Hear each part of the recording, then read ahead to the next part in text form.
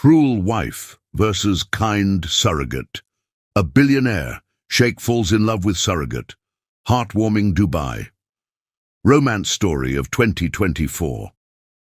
My beautiful family, welcome back to Mr. Peter Stories. I've been putting in 16 hours a day to bring you the best content, but the response on the last two videos has been low, and honestly, it breaks my heart. I truly believe in this journey, and I need your support more than ever.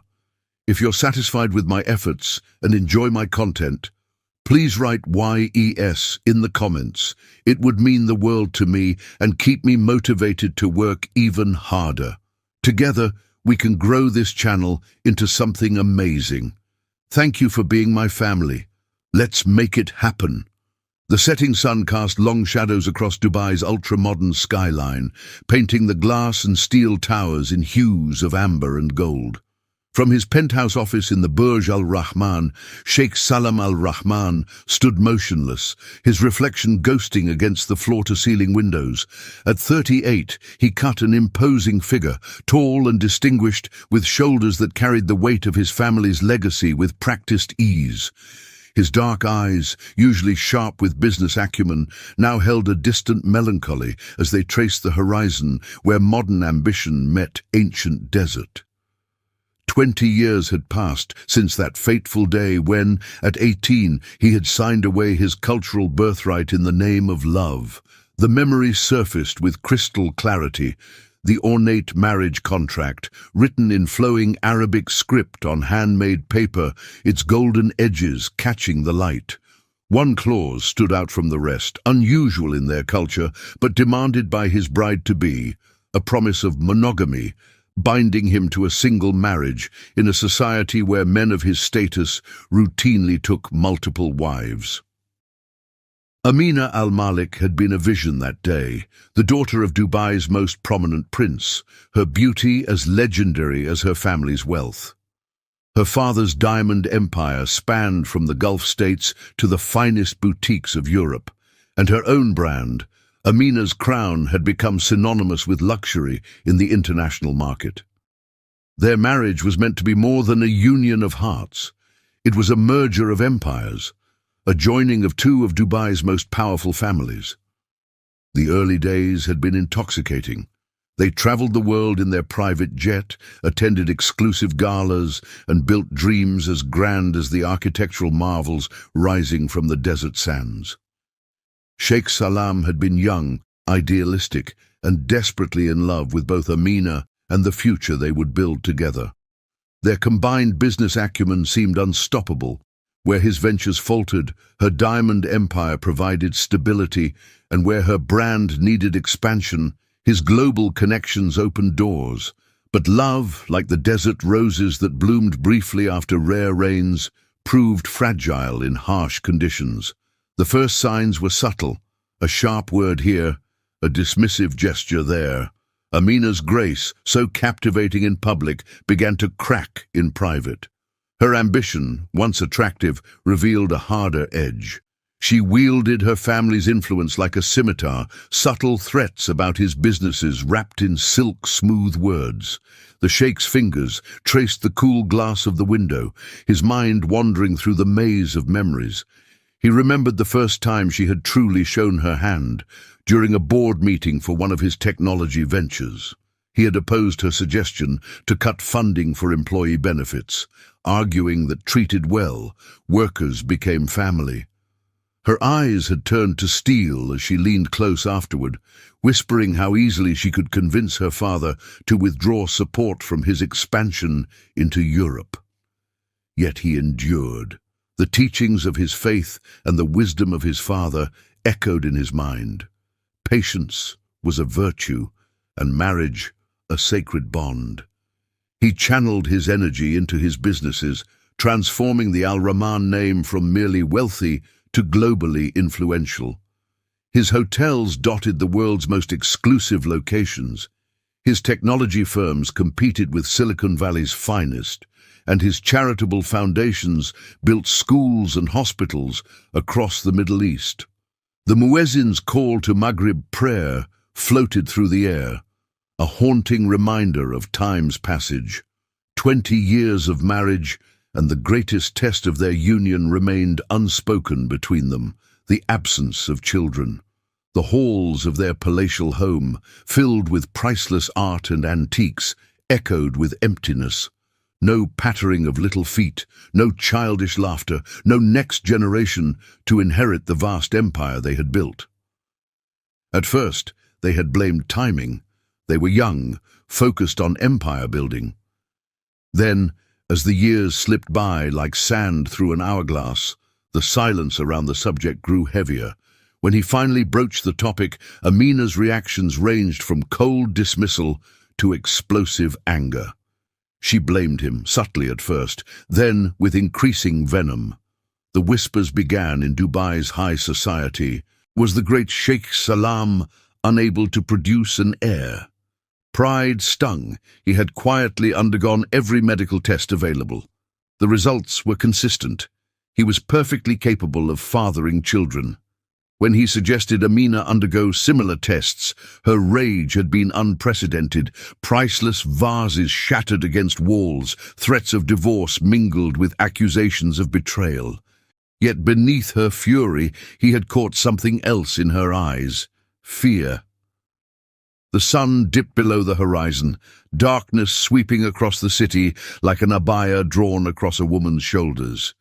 Light bloomed in response, thousands of artificial stars strung across buildings, roads and bridges, creating a constellation of human ambition.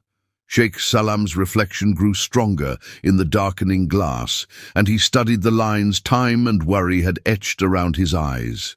Tomorrow he would visit the hospital again, this time not for himself, but to review the medical records department's security footage. A trusted source had whispered of Amina's secret visits, of files accessed and documents hidden.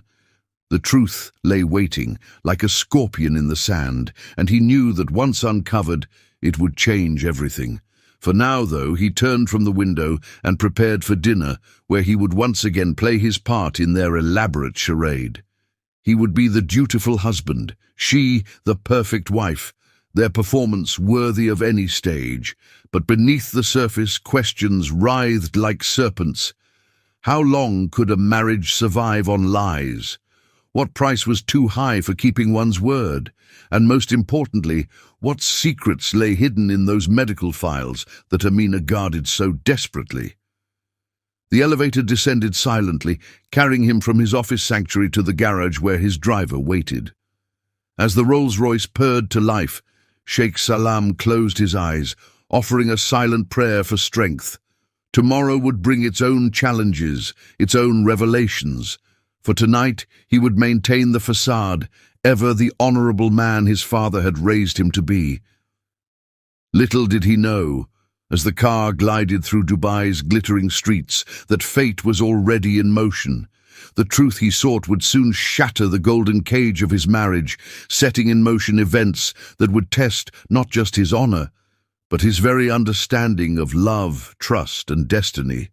The desert winds were shifting, carrying with them the seeds of change, and somewhere in the vast tapestry of life, a young woman named Serenity was going about her day, unaware that her path would soon intersect with his in ways neither could imagine. The Rolls-Royce turned onto the palm-lined drive leading to his estate, where fountains danced and gardens bloomed in defiance of the desert climate. Behind the mansion's illuminated facades, Amina would be waiting, perfect and poised, their charade ready to begin anew. But tonight, something was different. Tonight, for the first time in 20 years, Sheikh Salam felt not just the weight of his promises, but also the first stirrings of rebellion against the chains of a contract that had become his prison. The car came to a stop, and as the driver opened his door, Sheikh Salam straightened his shoulders, adjusted his gleaming white thobe, and prepared to step into another evening of practiced smiles and polite conversation. The golden cage awaited its occupant, but somewhere in the distance the winds of change were gathering strength, promising a storm that would either destroy everything he had built or finally set him free. Chapter 2. Shattered Dreams. The morning sun had barely touched the spires of Dubai when Sheikh Salam entered the private wing of Al Rahim Medical Center. The hospital's marble floors echoed beneath his measured steps, each click of his handmade Italian shoes a countdown to a truth he both craved and dreaded. The air carried the familiar antiseptic scent unique to hospitals worldwide, a sharp contrast to the subtle oud perfume that clung to his crisp white thobe. Dr. Hassan, the hospital's chief administrator and a man who owed his position to the Sheikh's generous endowment, waited personally in the records department.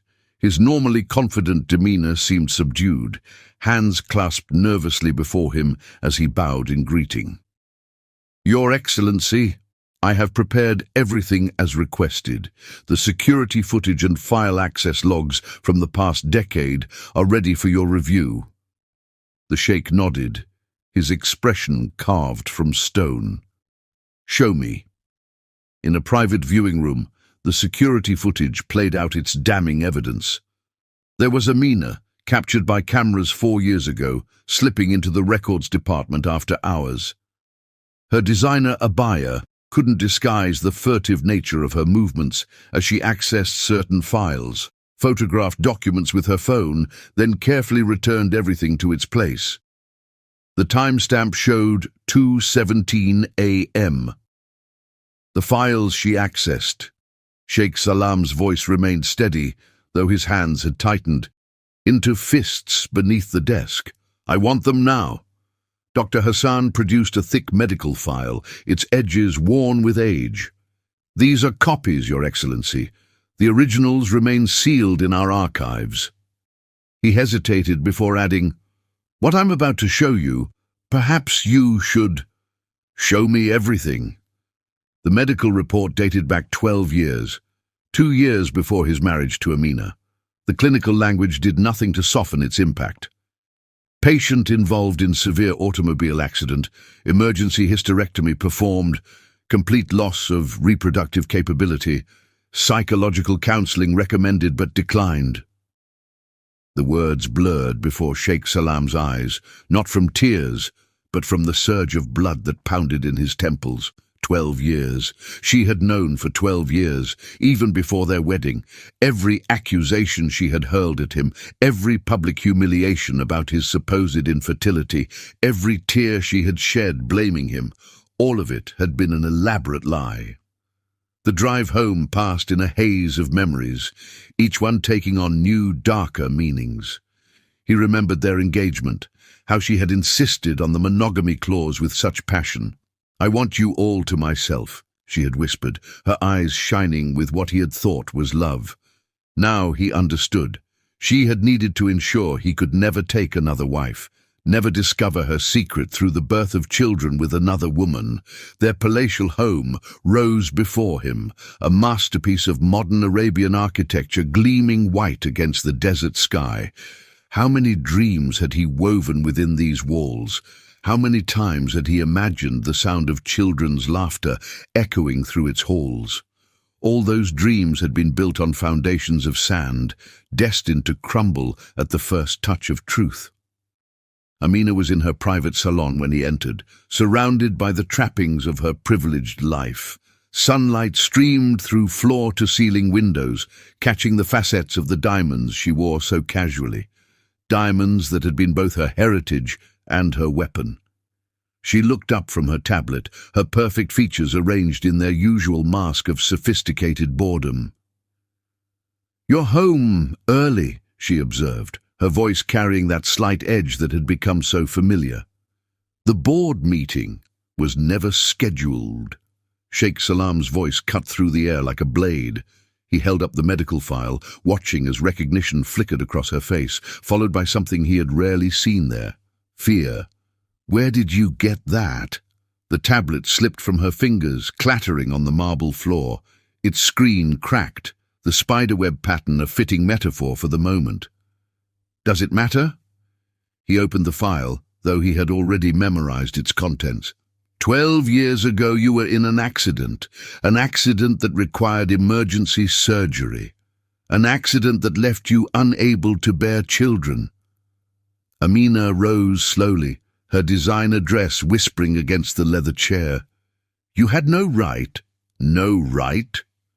The laugh that escaped him held no humor. I am your husband. For 10 years, I have endured your accusations. For 10 years, I have watched you twist every conversation about children into an attack on my manhood. For 10 years, I have honored a contract that you obtained through fraud. It wasn't fraud. Her composure cracked, voice rising with desperation. I loved you. I still love you. Love? He gestured around the opulent room. Love doesn't build itself on lies. Love doesn't manipulate and deceive. Love doesn't rob its partner of their dreams without even giving them a choice. What choice? She advanced on him, her carefully maintained facade crumbling, to be cast aside, to watch you marry some younger woman, bear your children, while I became nothing but a reminder of failure. You don't understand what it's like in our world, to be a woman who can't. Her voice broke, decades of buried pain surfacing at last. Sheikh Salam felt his anger falter, not at her tears, but at the glimpse of genuine anguish beneath them. You're right, I don't understand. I don't understand how you could make that choice for both of us. I don't understand how you could let me believe, year after year, that I was the one failing our marriage. I was afraid. The words seemed torn from her throat. When I had the accident, my father, he said no man would want a barren wife, but you were different, kind, honorable. I thought if I could bind you legally, make it impossible for you to seek children elsewhere, eventually you would accept it, accept me. And the accusations, the public humiliation. Was that part of your plan for acceptance? Amina's face hardened, her vulnerability disappearing behind familiar walls. I had to protect myself. If people suspected the truth? His voice rose for the first time. The truth is that you robbed me of choice, of dignity, of the chance to face this challenge together as true partners. The truth is that you chose deception over trust, manipulation over honesty. The truth is that every time you blamed me, belittled me, threatened my businesses to maintain your control, you proved that what we have isn't love at all. She moved toward him, one manicured hand outstretched. Habibi, please, don't. He stepped back, creating a gulf between them that felt wider than the desert itself. You've played your games for a decade, Amina. You've held me to a contract obtained through deception while breaking its most fundamental premise, trust. What we have isn't a marriage, it's a prison of your design, and I've been serving a sentence for a crime I didn't commit. What are you saying? Fear crept back into her voice. The contract is void. He placed the medical file carefully on her imported Italian desk. Any agreement obtained through fraudulent means is legally unenforceable. You knew this. It's why you fought so hard to keep this secret. You can't prove the hospital records, the security footage, your own medical history that you tried to hide. It's all there, Amina. Every lie, every deception, documented and dated. She sank into her chair, the fight leaving her body. For a moment she looked lost, vulnerable. The woman she might have been had she chosen honesty over deception. Then her features hardened, the mask sliding back into place. So this is how it ends. 20 years of marriage destroyed by a piece of paper? No. Sheikh Salam moved toward the door, feeling the weight of 2 decades of lies lifting from his shoulders. Our marriage was destroyed by your choices, Amina. The paper just proves what I should have seen years ago, that love without trust is like a desert without water. It cannot sustain life. What will you do? He paused at the threshold, looking back at the woman who had been both his greatest love and his greatest deception. What you should have done 12 years ago.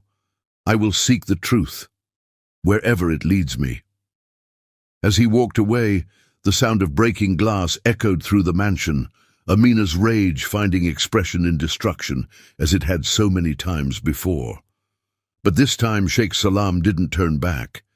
His steps carried him to his private study, where he immediately called his lawyers. The path ahead would be complex, politically delicate, and potentially scandalous, but for the first time in years, he felt truly free.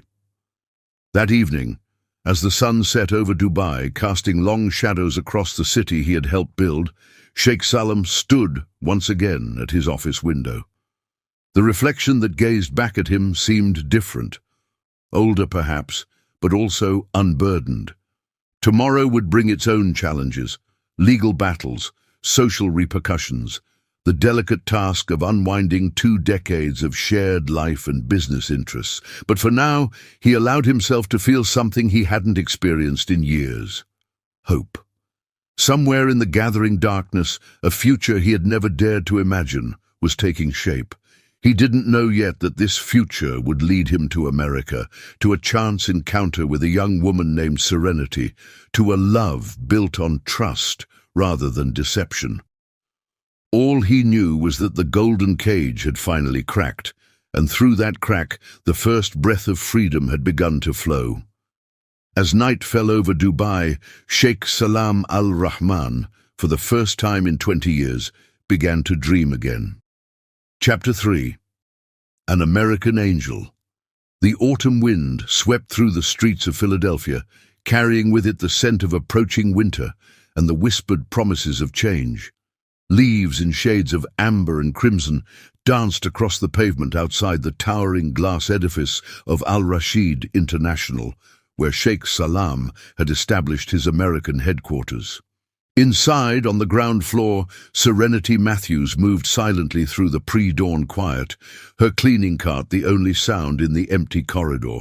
At 18, Serenity carried herself with a grace that belied her circumstances. Her honey-blonde hair was pulled back in a practical braid, her uniform clean and pressed despite its worn edges. 8 years of being both sister and mother to young Sarah had etched a mature wisdom in her deep blue eyes, while her gentle movements spoke of someone who had learned to navigate life's hardships without letting them harden her heart. The memory of that morning's goodbye still lingered in her mind as she methodically cleaned each office. Sarah, now 10, had hugged her tightly before boarding the school bus, her backpack almost as big as she was. "I got an A on my science project," she had announced proudly, and Serenity's heart had swelled with both joy and pain. Joy at her sister's achievements, pain at the knowledge that soon they wouldn't be able to afford even this modest public school education. The cleaning company had cut hours again, and their tiny apartment's rent had increased for the 3rd time this year. The college fund Serenity had been trying to build for Sarah, dollar by precious dollar, was now being used just to keep food on the table. Their parents' insurance money, carefully rationed over the years, had finally run dry.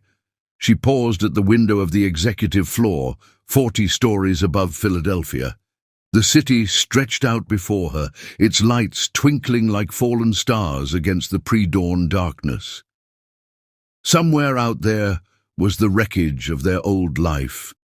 The house they'd lost, the private school Sarah had been pulled from, the dreams their parents had once nurtured. The car accident that had claimed their lives had done more than create orphans. It had set in motion a slow descent from middle-class comfort to grinding poverty. "You're here early."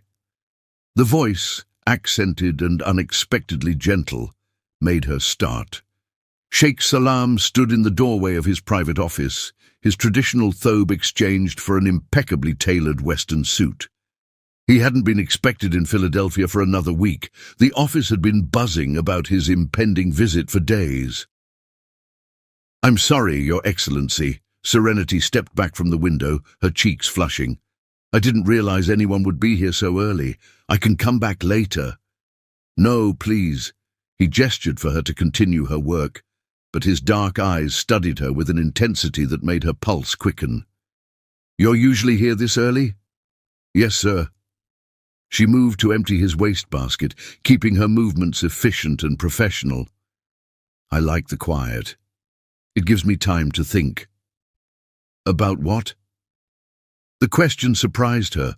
Wealthy men like him rarely showed interest in the thoughts of cleaning staff, but something in his expression, a shadow of sadness perhaps, made her answer honestly. "About my sister, mostly. About how to give her the future our parents would have wanted for her." Sheikh Salam moved to the window where she had been standing, his reflection overlaying the city lights. "You raise her alone?" "Since I was 10. Serenity straightened a stack of magazines on his side table, noting how the headlines trumpeted his business successes. "Our parents died in a car accident. Sarah was only 2. 10 years old," he murmured, more to himself than to her. "A child raising a child. We manage." She smiled slightly, though it didn't quite reach her eyes. "Sarah's brilliant, straight A's, even though we had to move her to public school. She deserves so much more than I can give her, but resources are limited." He turned from the window, and in the gathering dawn light, she saw something shift in his expression. "Tell me, Miss Matthews, Serenity Matthews.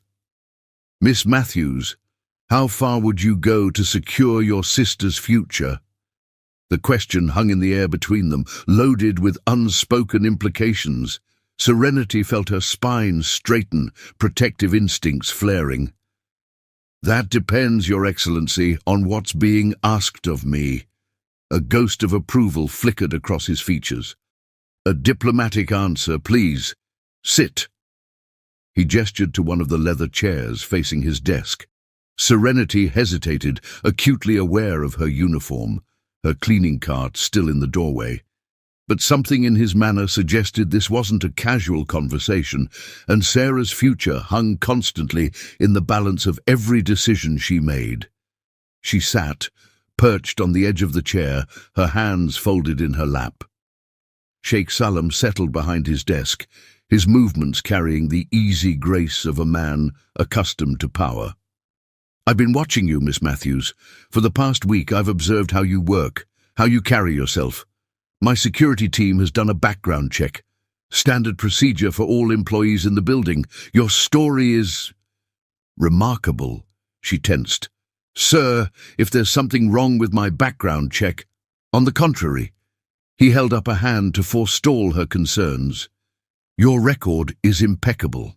A young woman who maintained perfect grades while working part-time until her high school graduation, who secured custody of her sister at 16 through a demonstration of extraordinary maturity and responsibility, who has never missed a day of work, never failed to pay a bill on time, despite circumstances that would break many adults."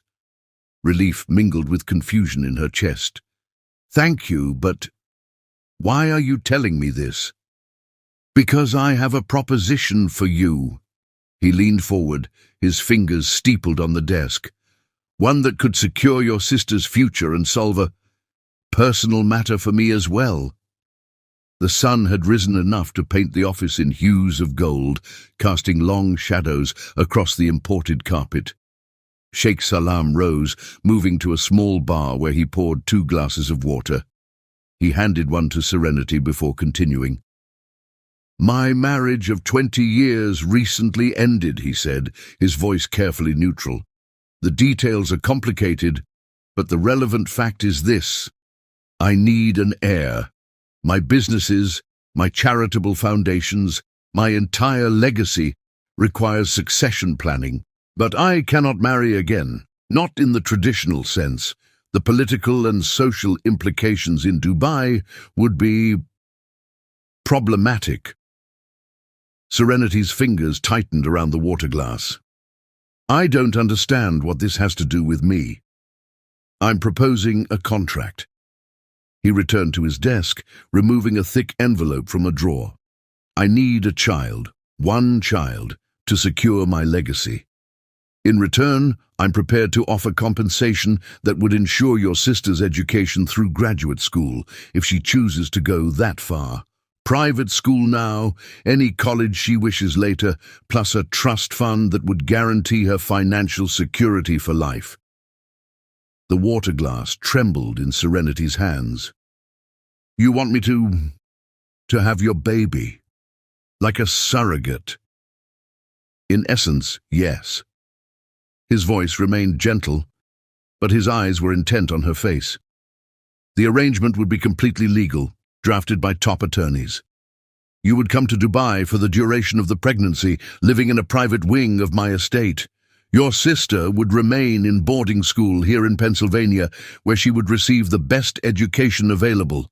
After the birth, you would be free to return to your life here, knowing that Sarah's future is secure. The compensation... She could barely form the words. How much? $20,000 paid immediately upon signing the contract, plus all medical expenses, living expenses in Dubai, and the full cost of Sarah's education, approximately $500,000 over the course of her academic career. The amount made her head spin. It was more money than she could earn in a decade of cleaning offices. Sarah could go to any school she wanted, could pursue any dream. But the implications of what he was asking... I would need time, she whispered, to think about it. Of course. He slid the envelope across the desk. Take this. Review it with a lawyer if you wish. I'll cover the legal fees, but I need your answer within a week. My schedule requires me to return to Dubai by then. Serenity rose on shaky legs, the envelope clutched in her hands. The weight of it seemed to pull at her very soul. Why me? She asked suddenly. You could find willing surrogates through agencies, women with experience. Sheikh Salam's expression softened slightly. Because in you I see something rare, genuine nobility of spirit. You've faced hardship without becoming hard. You've shouldered adult responsibilities without losing your compassion. These are qualities I would wish for in the mother of my child, even if our arrangement is unconventional. The morning sun had fully risen now, transforming the office into a chamber of light and shadow. Serenity stood in that liminal space, feeling the weight of the moment press upon her.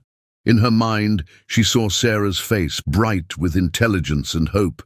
She saw their tiny apartment, the mounting bills, the dwindling opportunities. She saw two paths stretching before her, one familiar and increasingly desperate, the other unknown but offering salvation of a sort. 1 week, she said finally, her voice stronger than she felt. 1 week, he agreed.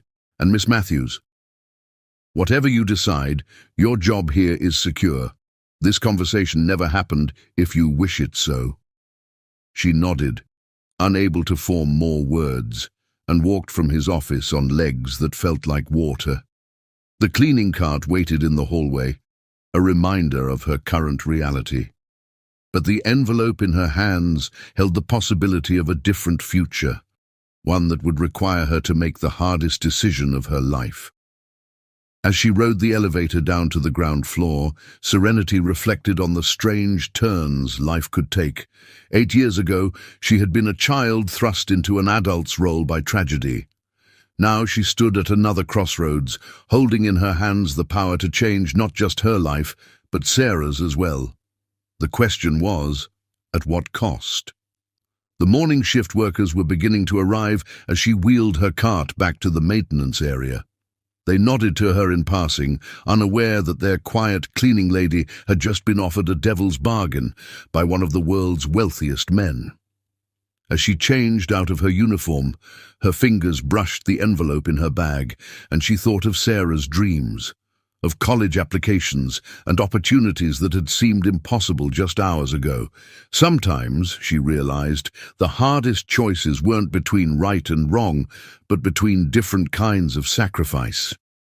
As she stepped out into the autumn morning, leaves crunching beneath her feet, Serenity Matthews began the long walk home, carrying with her a contract that could change everything, for better or worse. Chapter 4. The Contract. The envelope sat unopened on Serenity's small kitchen table for 2 days, its presence as heavy as a stone in still water. Each time she passed it, her fingers would brush its expensive paper, but she couldn't bring herself to break the seal. The weight of its contents, both literal and metaphorical, seemed to alter the gravity in their modest apartment, pulling everything toward its epicenter. On the third morning, as dawn painted the Philadelphia sky in watercolor hues, Serenity finally sat down with a cup of coffee and opened it. Sarah had just left for school, her goodbye hug still warm around Serenity's shoulders, and the empty apartment felt like a confessional booth, a place for honest reflection and difficult decisions. The contract inside was printed on heavyweight paper, the kind that spoke of old money and serious intentions. 40 pages of legal language laid out the terms of what Sheikh Salam was proposing, each clause more detailed than the last.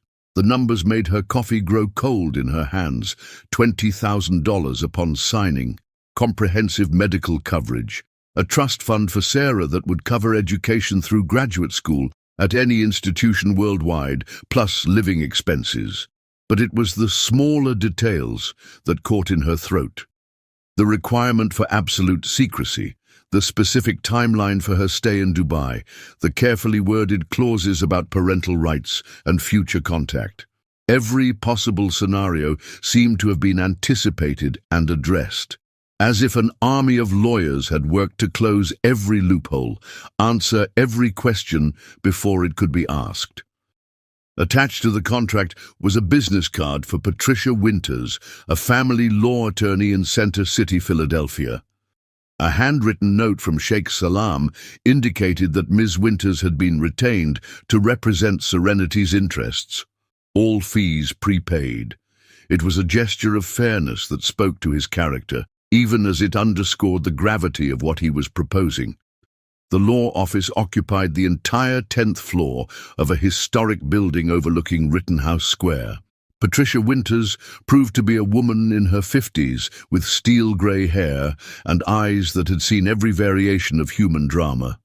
She reviewed the contract with Serenity for 3 hours, explaining each clause in detail, highlighting both protections and obligations. "This is one of the most comprehensive surrogacy agreements I've ever seen," Ms. Winters said, adjusting her reading glasses. "Sheikh Al-Rahman's lawyers have thought of everything, the medical provisions alone." She tapped a section of the contract. "You'd have access to the best health care in the world, and the educational trust for your sister. It's ironclad. Even if something happened to the Sheikh, those funds would be secure." "And my rights?" Serenity's voice was barely above a whisper. "After the baby, you would have none." Ms. Winters' directness was gentle but firm. "The contract is explicit on this point. Once the child is born, all parental rights transfer to Sheikh Al-Rahman. You would be prohibited from making any future claims or attempting contact. Your role would be strictly biological." Serenity nodded, her fingers tracing the edges of the paper. "And it's all legal." International surrogacy law is complex, but yes, his lawyers have structured this carefully to comply with both US and UAE regulations. The only question that remains is, can you live with these terms? It was the question that haunted Serenity through sleepless nights, that followed her through her cleaning shifts at Al Rashid International, that whispered in her ears as she helped Sarah with homework. Could she carry a child for 9 months, feeling it grow beneath her heart, knowing she would have to walk away? Could she bear the weight of such a secret, carrying it alone through all the years to come?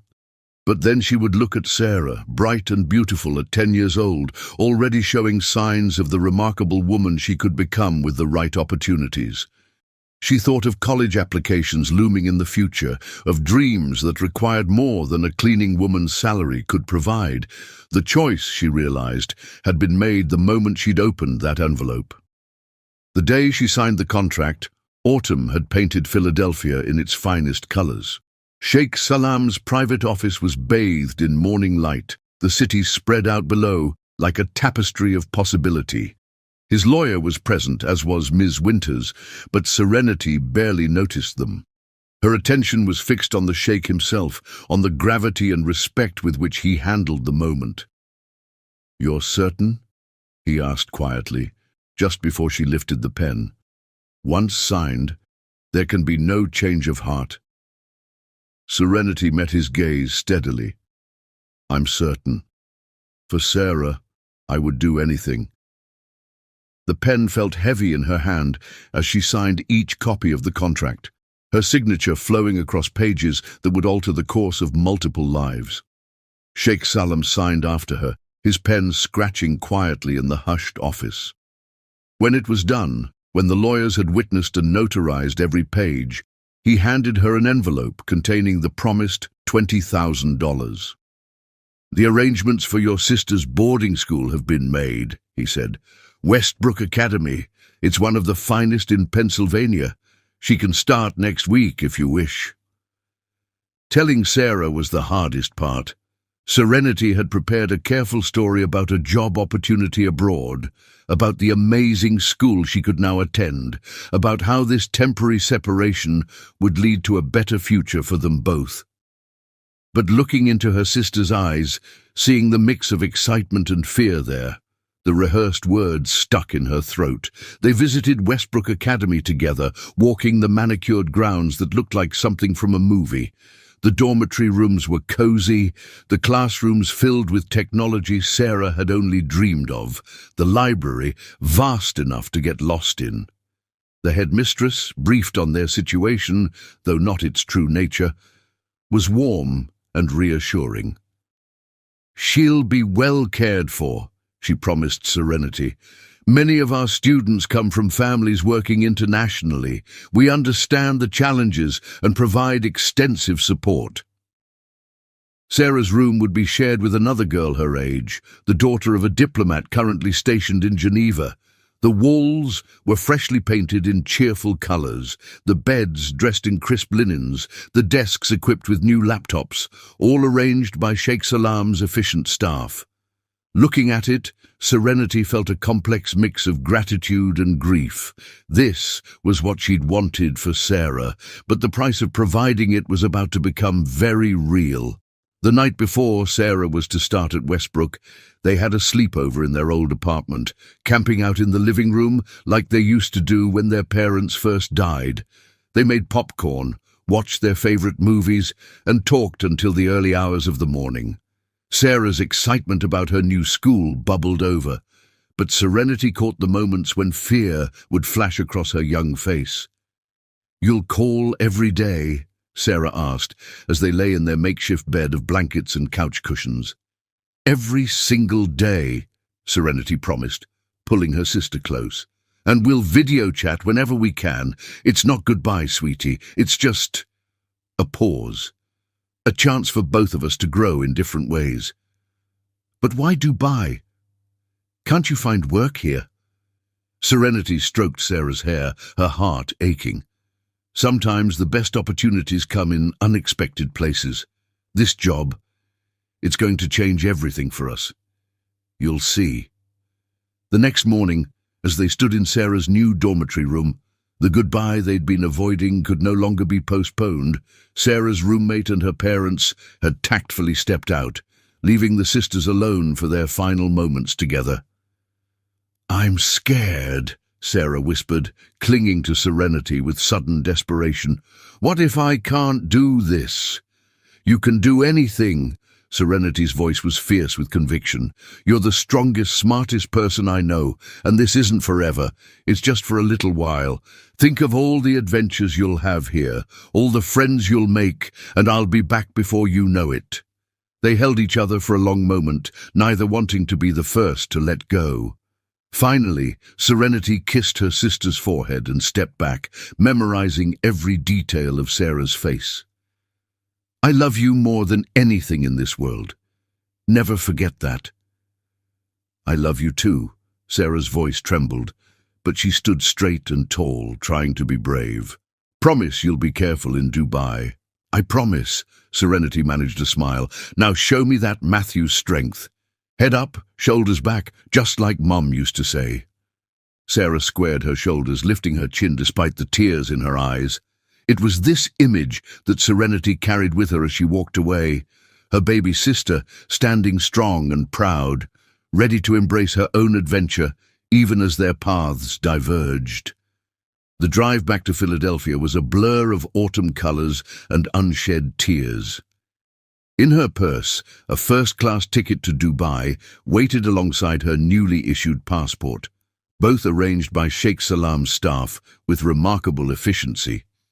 In 3 days, she would board a plane to begin a journey that would ask more of her than she'd ever imagined possible. That evening, in her apartment for the last time, Serenity packed away their shared life. Sarah's room had been cleared for her move to Westbrook, but traces of her remained: a forgotten hair ribbon, a drawing tucked behind the desk, the height marks on the doorframe that tracked her growth. Serenity touched each one gently, like pressing flowers between pages of a book she might not open again for a very long time. The contract sat on her kitchen table, its weight now distributed across multiple lives. Tomorrow, she would begin her part of the bargain, stepping into a world as foreign to her as the surface of the moon. But tonight, in the quiet of her familiar spaces, she allowed herself to feel the full magnitude of what she had chosen: the hope and fear, the sacrifice and possibility, all wrapped together in a decision that would reshape not just her future, but the futures of everyone touched by that elegant legal document. As night fell over Philadelphia, Serenity Matthews stood at her window one last time, watching the city lights bloom in the darkness.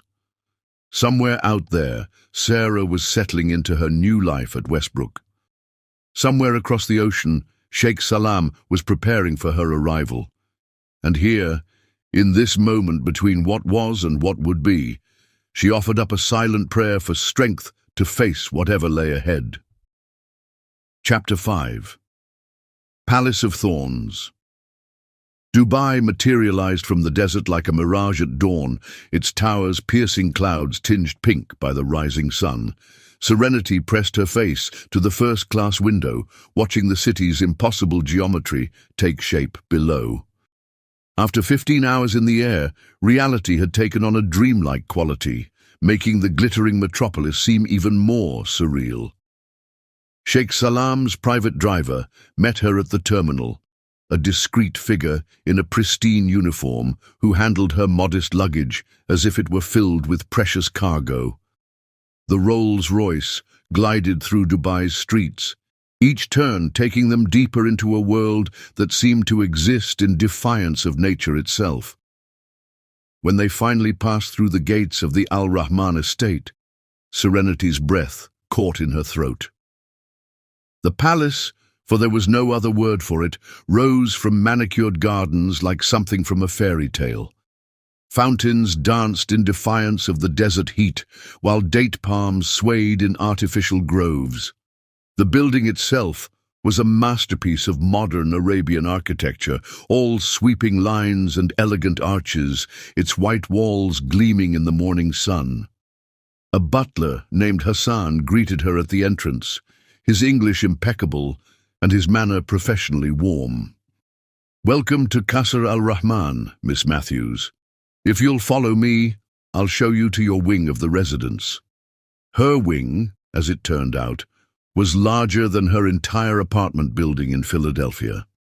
The suite of rooms had been decorated in a subtle fusion of Eastern and Western styles, comfortable enough to feel welcoming to an American, but with enough Arabian touches to remind her where she was. The windows offered a view of the private gardens, where peacocks strutted between carefully tended roses. "This will be your private space," Hassan explained, indicating the sitting room, bedroom, dressing room, and ensuite bathroom. "The staff has been instructed to attend to your needs. However," he hesitated, choosing his words carefully, "it would be best if you remained in these rooms unless specifically invited elsewhere. Madam Amina is particular about household protocols." Serenity nodded, understanding the warning beneath his diplomatic phrasing. She had known this wouldn't be easy, but the reality of living under the same roof as Sheikh Salam's ex-wife was only now beginning to sink in. She didn't have to wait long for her first encounter with Amina. That very evening, as Serenity was unpacking the few belongings she'd brought, a sharp knock preceded the door swinging open without waiting for a response. Amina al-Malik swept into the room like a desert storm, her designer abaya whispering against marble floors, diamonds glinting at her throat and wrists. "So," Amina's voice dripped with carefully cultivated disdain, "this is what $20,000 buys these days. Tell me, girl, did you think this through? Did you imagine you would be welcomed here like some kind of fairy tale princess?" Serenity straightened, forcing herself to meet those cold eyes. "No, ma'am. I'm here to fulfill a contract, nothing more." "A contract?" Amina laughed, the sound like breaking glass. "Is that what you call selling yourself? In my country, we have other words for women who trade their bodies for money." The insult stung, but Serenity kept her voice steady. "I'm here because Sheikh Salam offered me an opportunity to secure my sister's future. That's all." "Ah, yes, the tragic orphan and her little sister. How convenient." Amina moved through the room like a predator, running manicured fingers over Serenity's modest possessions. "Let me be clear. You are here to serve a purpose, like a brood mare. You will not eat with the family. You will not wander the palace. You will not attempt to curry favor with my husband. When your purpose is served, you will disappear back to whatever hole you crawled out of." "Understood?" "Ex-husband," Serenity corrected quietly, immediately regretting the words as Amina's eyes flashed. The slap was swift and stinging, delivered with enough force to snap Serenity's head to the side. "You dare!" Amina hissed. "You are nothing here. Remember that." She swept from the room as suddenly as she'd entered, leaving behind the lingering scent of expensive perfume and the red mark of her hand on Serenity's cheek. Only when the door closed did Serenity allow herself to shake, pressing cool fingers to her burning skin. The following weeks settled into a routine of carefully navigated territories and calculated cruelties. Amina, it seemed, had elevated the art of psychological warfare to new heights. When she wasn't ignoring Serenity's existence entirely, she found creative ways to assert her dominance and reinforce the American girl's outsider status. During a formal dinner, to which Serenity had been specifically invited by Sheikh Salam, Amina orchestrated her first public humiliation. As Serenity reached for her water glass, a servant appeared suddenly at her elbow, bumping her arm and sending the crystal tumbler crashing to the floor. The silence that followed was deafening. "How clumsy," Amina's voice carried across the table. "But what can one expect? It must be quite an adjustment, using proper crystal when one is accustomed to paper cups, is it?" The servants, clearly acting on previous instructions, were slow to clean up the mess, leaving Serenity to sit in awkward silence while water spread across the expensive carpet. Sheikh Salam's jaw tightened, but protocol and the presence of important guests prevented him from intervening. Another time, Amina arranged for all of Serenity's Western clothes to disappear from her closet, replaced by traditional abayas that were deliberately 2 sizes too large, making her look like a child playing dress-up. When Serenity was forced to appear in one for a doctor's appointment, Amina's laughter echoed through the marble halls. "See how she shambles about like a desert camel. No grace, no dignity. But then, one can't buy class, can one?" The cultural barriers were weaponized with surgical precision. When Serenity attempted to thank the kitchen staff in Arabic, phrases she had carefully learned from Hassan, Amina happened to be passing by. "Oh, how precious," she sneered. "The little American thinks she can speak our language. Tell me, does it feel exotic to you? Like playing Arabian Nights? Don't embarrass yourself, or us, by pretending to be something you're not. Even Serenity's pregnancy was used against her. During a routine checkup, Amina insisted on being present, speaking rapidly in Arabic to the doctor and refusing to translate. Only later did Serenity learn from a sympathetic nurse that Amina had been suggesting various procedures and tests that were unnecessary and potentially stressful for both mother and child. The worst moment came when Serenity, missing Sarah desperately, had baked a batch of chocolate chip cookies, their mother's recipe, in the palace kitchen during what she thought were safe hours. The smell drew several curious servants, and for a brief moment, the kitchen felt warm and friendly as she shared the treats and stories of home. Amina's arrival shattered the moment like a stone through glass.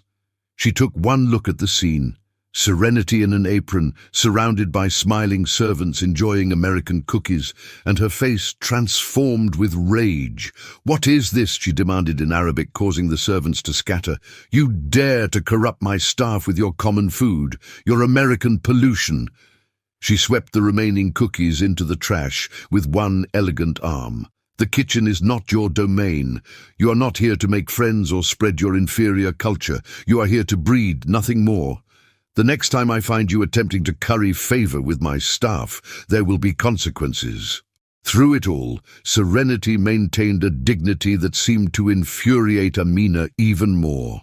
She never complained to Sheikh Salam, never retaliated, never let her tormentor see her cry.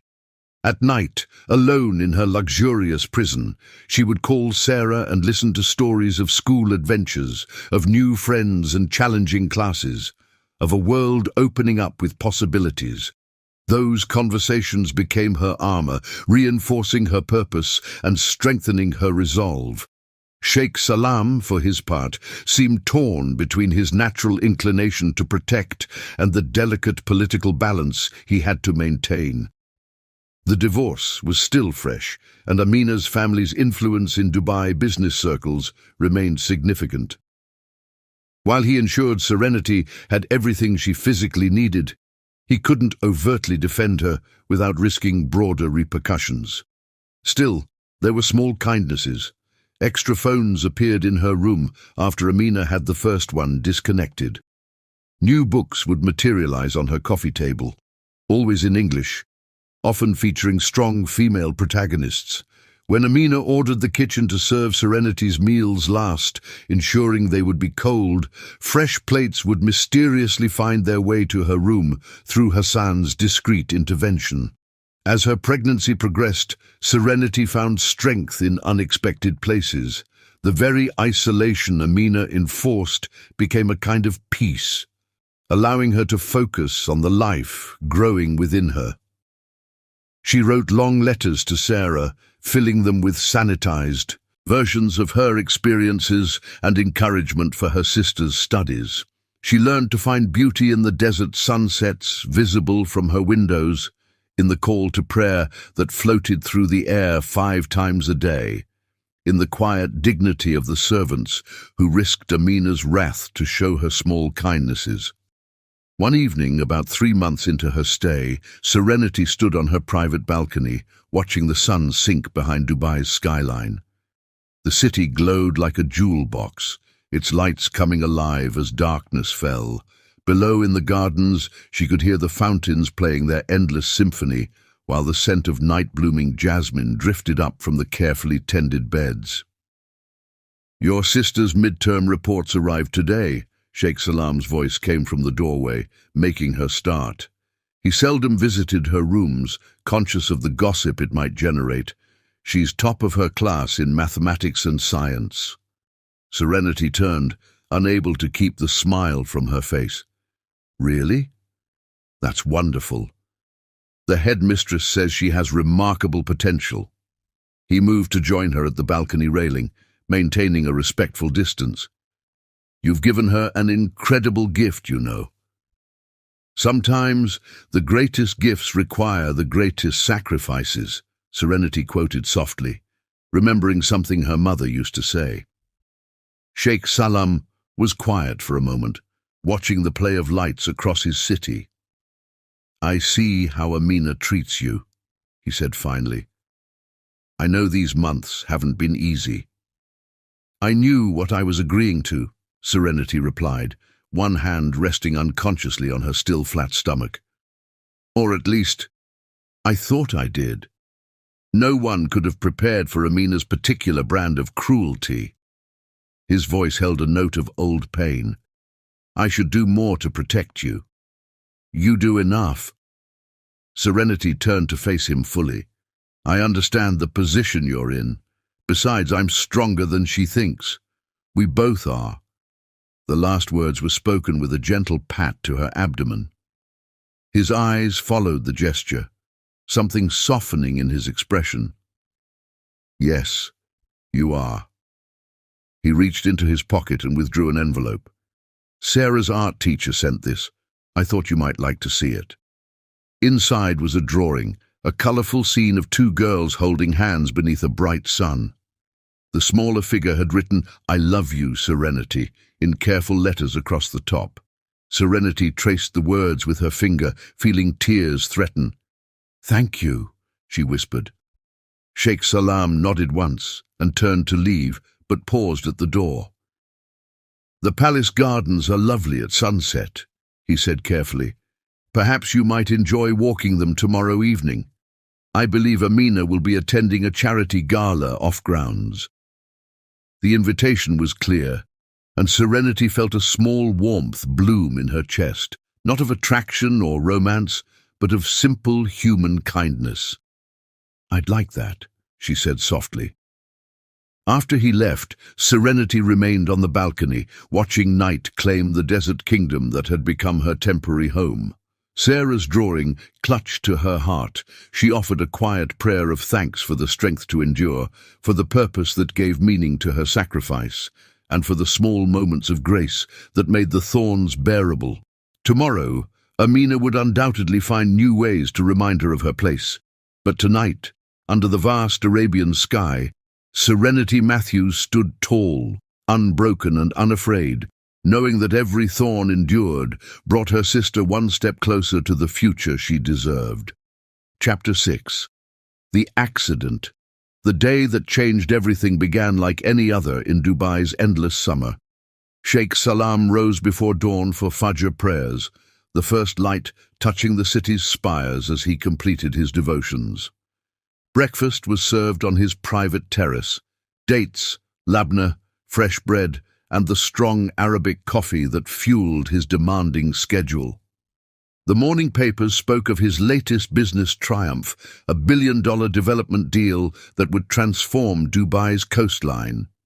In his study, Hassan had arranged the day's schedule with military precision. Board meetings, investment reviews, a lunch with government officials, and site visits to ongoing projects. But it was the final appointment that held Sheikh Salam's attention. A private meeting with his lawyers regarding Amina's increasingly aggressive demands for additional divorce compensation. The irony wasn't lost on him. After hiding her infertility and manipulating their marriage contract, after tormenting Serenity with calculated cruelty, Amina still believed herself entitled to more. Her family's influence made the situation delicate, but Sheikh Salam had finally reached his limit. Today's meeting would establish boundaries that should have been set years ago. As his driver navigated Dubai's morning traffic, Sheikh Salam's thoughts drifted to Serenity. Her quiet dignity in the face of Amina's abuse had earned his deepest respect. Now, 4 months pregnant, she carried herself with a grace that transcended her circumstances. Just yesterday, he had glimpsed her in the garden at sunset, one hand resting protectively over the gentle swell of her abdomen, her face lifted to catch the last rays of light. The image had stayed with him, a reminder of the pure motives that had brought them to this arrangement. The morning passed in a blur of meetings and decisions. Sheikh Salam's business empire required constant attention, and he gave it his full focus. By late afternoon, he had closed 2 major deals, approved expansion plans for his technology division, and authorized funding for a new children's hospital. Success had always come naturally to him, but lately it felt hollow without an heir to inherit his legacy. The lawyer's office occupied the top floor of a gleaming tower in Dubai's financial district. The meeting was contentious but productive. His legal team had assembled irrefutable evidence of Amina's deception, enough to nullify any further claims on his estate. As he left the office at sunset, Sheikh Salam felt lighter than he had in months. Finally, he could close this chapter of his life and focus on the future.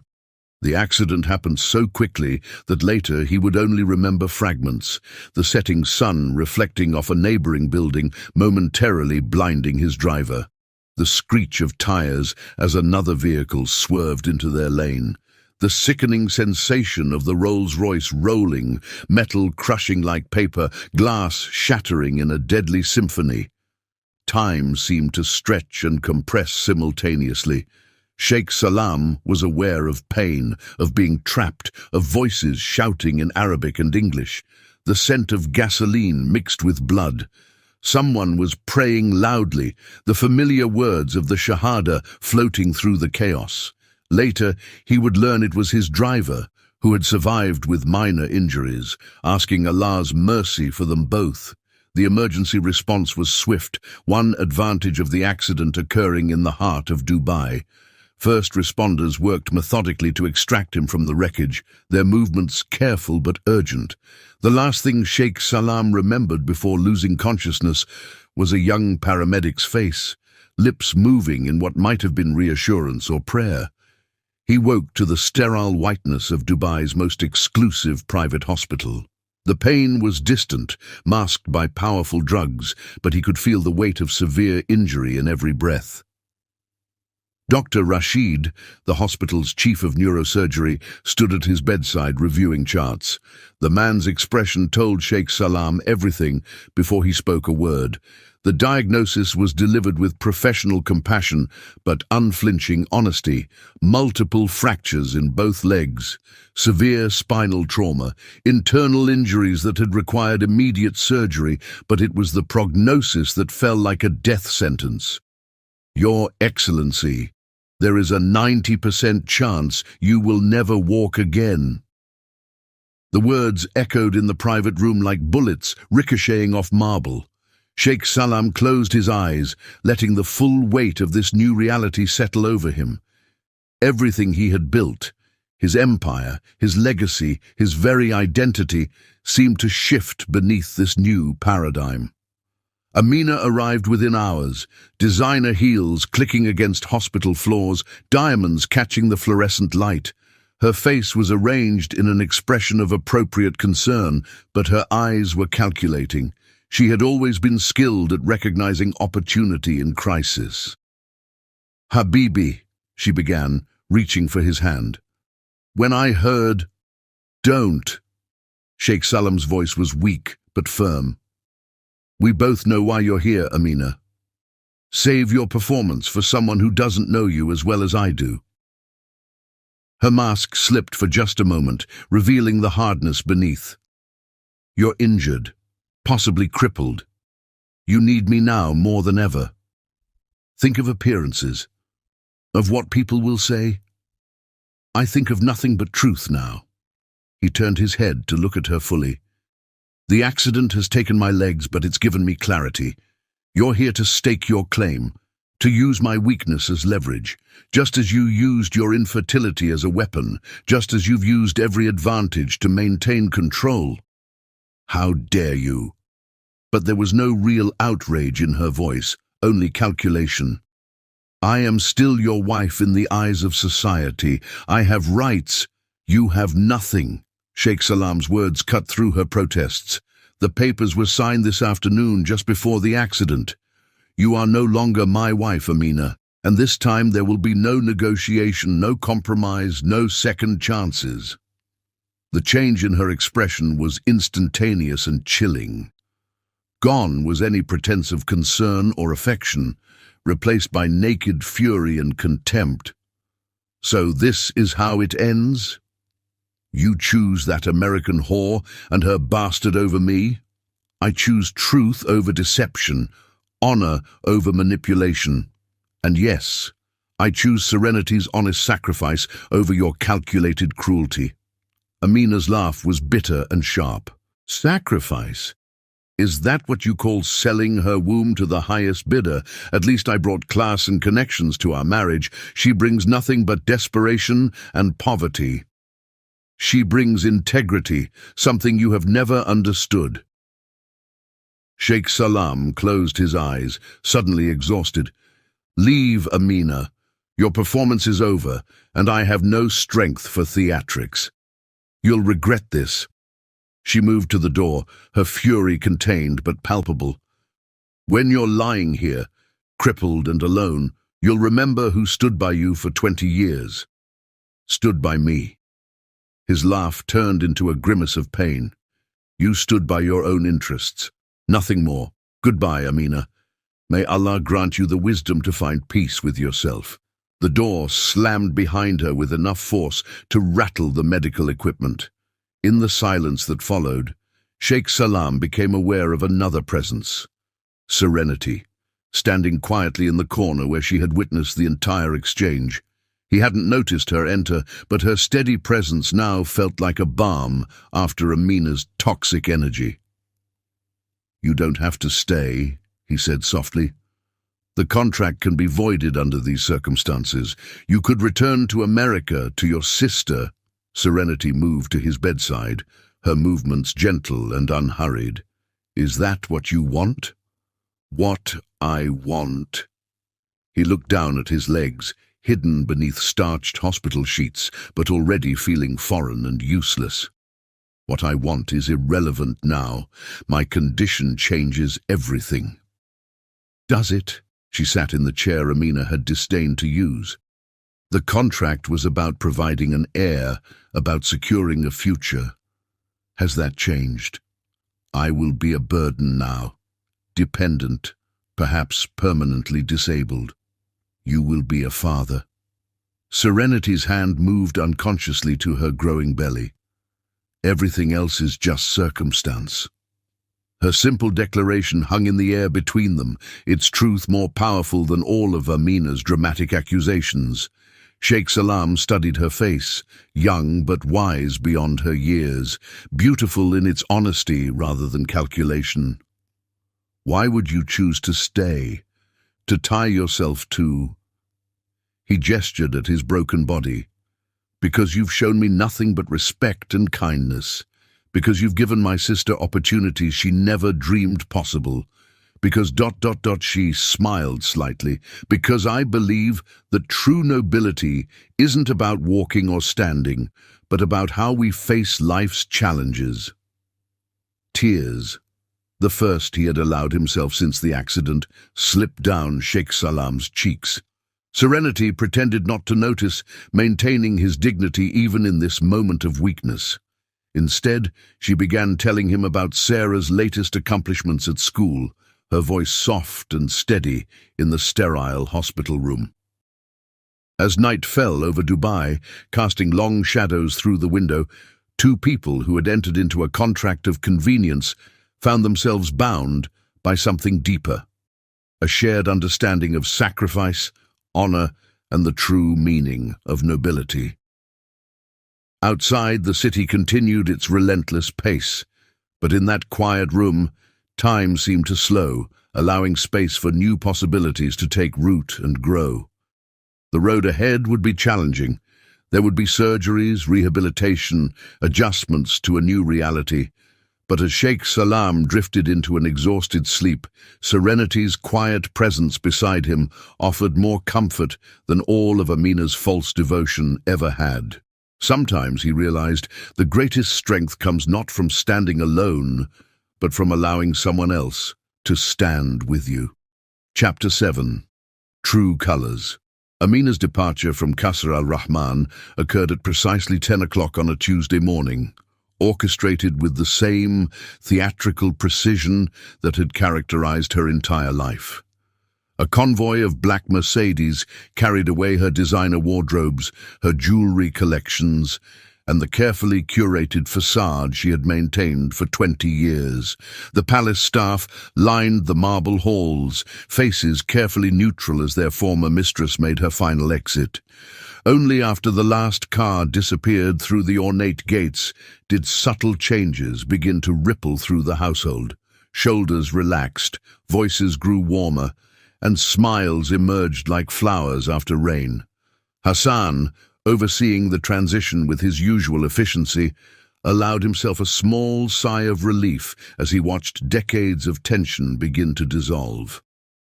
"She's really gone," one of the younger maids whispered in Arabic, hardly daring to believe it. "Yes," Hassan replied, his diplomatic mask slipping just enough to reveal satisfaction. "And now we have work to do." The work in question centered around two critical priorities: Sheikh Salam's rehabilitation and Serenity's expanding role in the household. The private wing of Dubai's premier medical center had become a second home, where days were marked by the rhythm of therapy sessions, medical consultations, and small victories measured in degrees of movement. Serenity's presence in the hospital was constant, her growing belly now visible beneath the modest clothing she had chosen to replace Amina's ill-fitting abayas. She attended every therapy session, learned each exercise, memorized medication schedules, and asked intelligent questions that impressed even the most experienced specialists. "The nerve damage is severe," Dr. Rashid explained during one consultation, pointing to detailed scans displayed on his tablet. "But not completely irreversible. With aggressive therapy and possibly additional surgery, we might see significant improvement. However," he paused, choosing his words carefully, "Your Excellency must understand that full recovery is still highly unlikely." Sheikh Salam, propped up in his hospital bed, absorbed this news with the same quiet dignity he had shown throughout his ordeal. "What percentage of function might I regain?" "With optimal response to treatment, perhaps 30 to 40% mobility, enough to stand for short periods, possibly walk with assistance. But you would likely remain dependent on a wheelchair for most activities." Serenity, sitting beside the bed with her ever-present notebook, watched Sheikh Salam's face carefully. She had learned to read the subtle signs of his emotional state, the slight tightening around his eyes that indicated pain, the barely perceptible clench of his jaw that suggested frustration. "Then we focus on what can be improved," she said firmly, drawing both men's attention. 30% is better than 0. We work with what's possible and adapt to what isn't." Sheikh Salam's expression softened as he looked at her. "We? Yes, we." She met his gaze steadily. "Unless you're planning to fire me as your rehabilitation assistant." The ghost of a smile touched his lips. "I wasn't aware I had hired you for that position." "Consider it a contract extension." Her tone was light, but her eyes held conviction. "After all, I'm invested in ensuring my child's father can chase after them eventually." It was the first time either had openly acknowledged the deeper dimensions their arrangement had acquired. The moment hung between them, waited with unspoken understanding until Dr. Rashid tactfully cleared his throat. "The next phase of therapy will be challenging," he continued. "We'll need to begin more aggressive physical manipulation of the affected muscles. It will be painful, and progress will likely be frustratingly slow." "Pain I can handle," Sheikh Salam replied. "It's helplessness I struggle with." Serenity's hand moved unconsciously toward his, stopping just short of contact. "You're not helpless. You're healing. There's a difference." Back at the palace, changes continued to unfold. Under Hassan's guidance, Serenity began learning the complex mechanics of running a household that was effectively a small, corporate enterprise. She picked up essential Arabic phrases, learned the names and roles of every staff member, and began to understand the intricate social protocols that governed life in Dubai's highest circles. The staff, initially uncertain how to treat this young American who was neither wife nor servant, found themselves won over by her genuine warmth and unpretentious manner.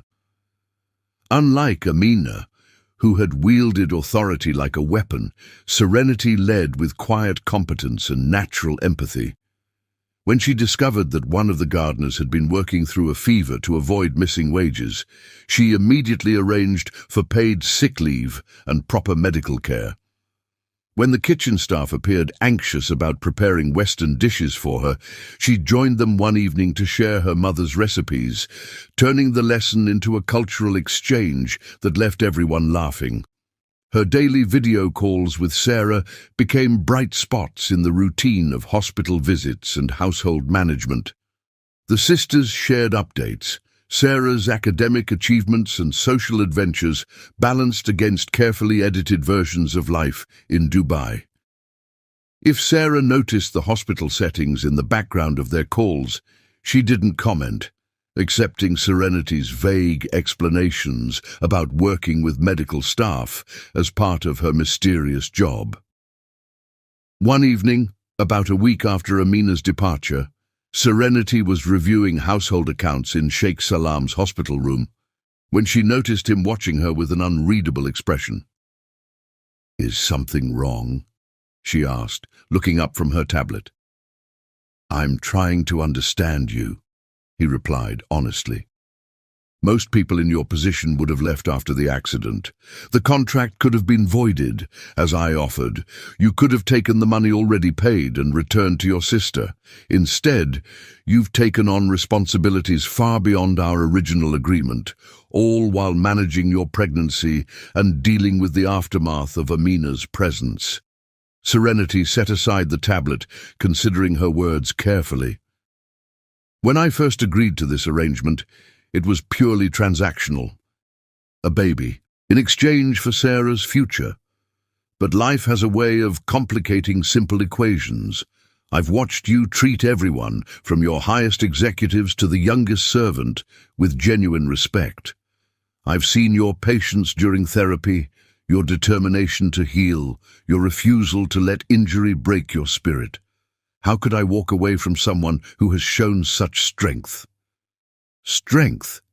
He gestured to his legs, still immobile beneath the hospital sheets. "I can't even stand on my own." "Physical strength is only one kind of power."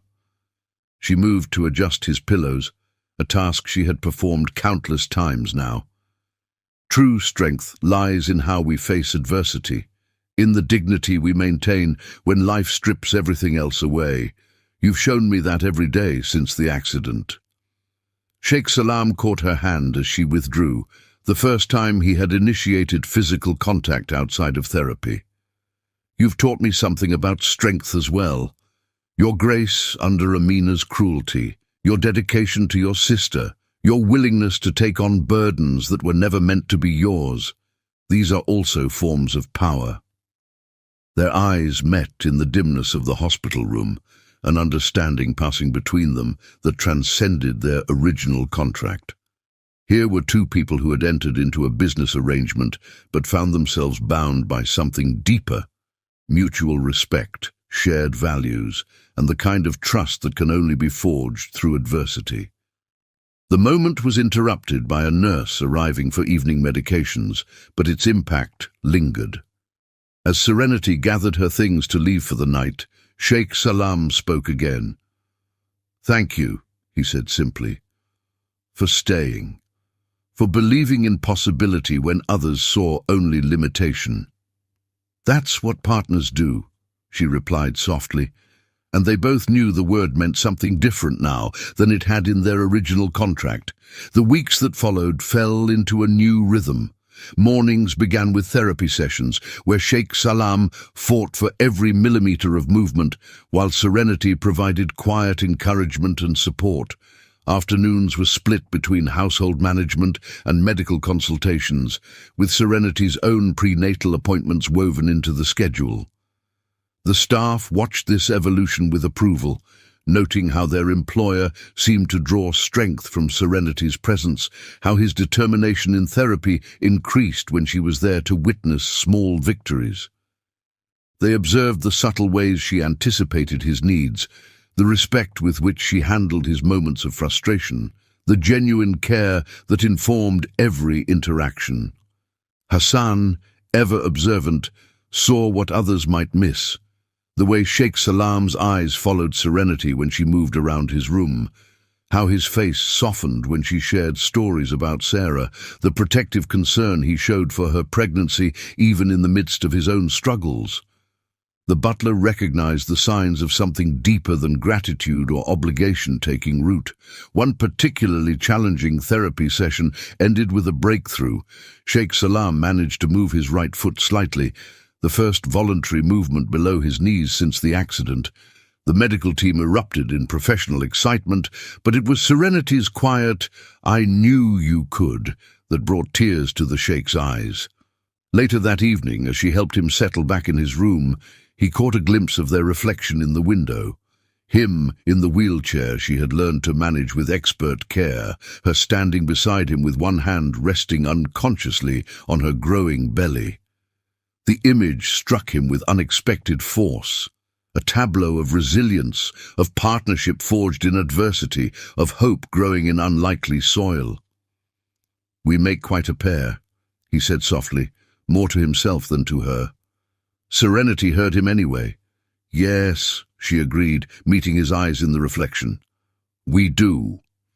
As night fell over Dubai, casting the hospital room in shadows broken only by the city's eternal lights, two people who had begun as strangers bound by contract found themselves transformed by circumstance into something neither had anticipated. Their original agreement had been about creating new life, but in the process they had discovered something equally precious: the ability to help each other live more fully, more authentically, more hopefully than either had thought possible. The road ahead would still hold challenges. Physical therapy would continue to demand sweat and determination. The household would need constant attention. Their unusual situation would eventually require explanation to a curious world. But in that quiet moment, watching city lights paint patterns on hospital walls, both Sheikh Salam and Serenity knew that whatever came next, they would face it together, partners in a journey that had become far more meaningful than either had imagined possible. Chapter 8. The long night time in Dubai's premier medical center moved to its own rhythm, marked not by the traditional measures of days and weeks, but by the slow progress of healing and the gradual strengthening of unexpected bonds. Nights blended into days, therapy sessions into medical consultations, until the hospital room became a world unto itself, a crucible where two lives were being transformed through shared struggle and growing understanding. The room had evolved from its original sterile state. Sarah's artwork now brightened one wall, while traditional Arabic calligraphy adorned another, a gift from Hassan that read, "Patience is the key to joy." Medical equipment shared space with personal touches, a prayer rug carefully positioned to face Mecca, fresh flowers Serenity brought daily from the palace gardens, and a tablet that kept Sheikh Salam connected to his business empire even from his hospital bed. It was during these long nights that their relationship deepened beyond the boundaries of their original contract. When sleep proved elusive, they would talk for hours. Sheikh Salam shared stories of his childhood, of growing up with the weight of dynasty on his shoulders. Serenity spoke of her parents, of the accident that had forced her to become both sister and mother to Sarah at such a young age. "I remember the exact moment I realized they were gone," she said one night, her voice soft in the dim room. "I was sitting in the hospital waiting room, still wearing my soccer uniform from the game they'd been driving to watch. A police officer kept asking if there was anyone they could call, but all our relatives were back in Europe. I just kept thinking about Sarah. She was too young to understand what was happening, but somehow I had to explain that our whole world had changed." Sheikh Salam watched her from his bed, noting how she unconsciously cradled her growing belly as she spoke. "You were just a child yourself. I grew up that night." She smiled slightly. "Rather like you did when your father placed the future of your family's legacy in your hands at 18. The difference is that I had been prepared for that responsibility my entire life. You had no warning, no training for suddenly becoming a parent. Maybe that's why this doesn't feel as strange as it should." She gestured to encompass their current situation.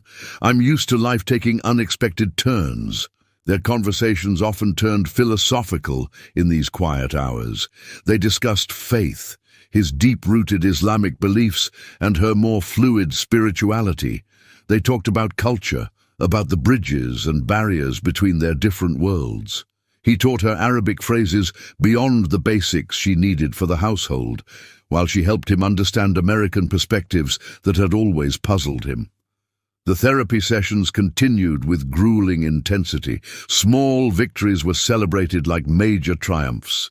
The first time Sheikh Salam managed to wiggle his toes consistently, the day he maintained sitting position without support for 5 minutes. The morning he moved his right leg voluntarily against resistance. Each achievement was hard-won through sweat, determination, and often pain. Serenity became an integral part of his rehabilitation team. She learned the exercises, understood the medical terminology, and developed an almost intuitive sense of when to push and when to provide gentle encouragement.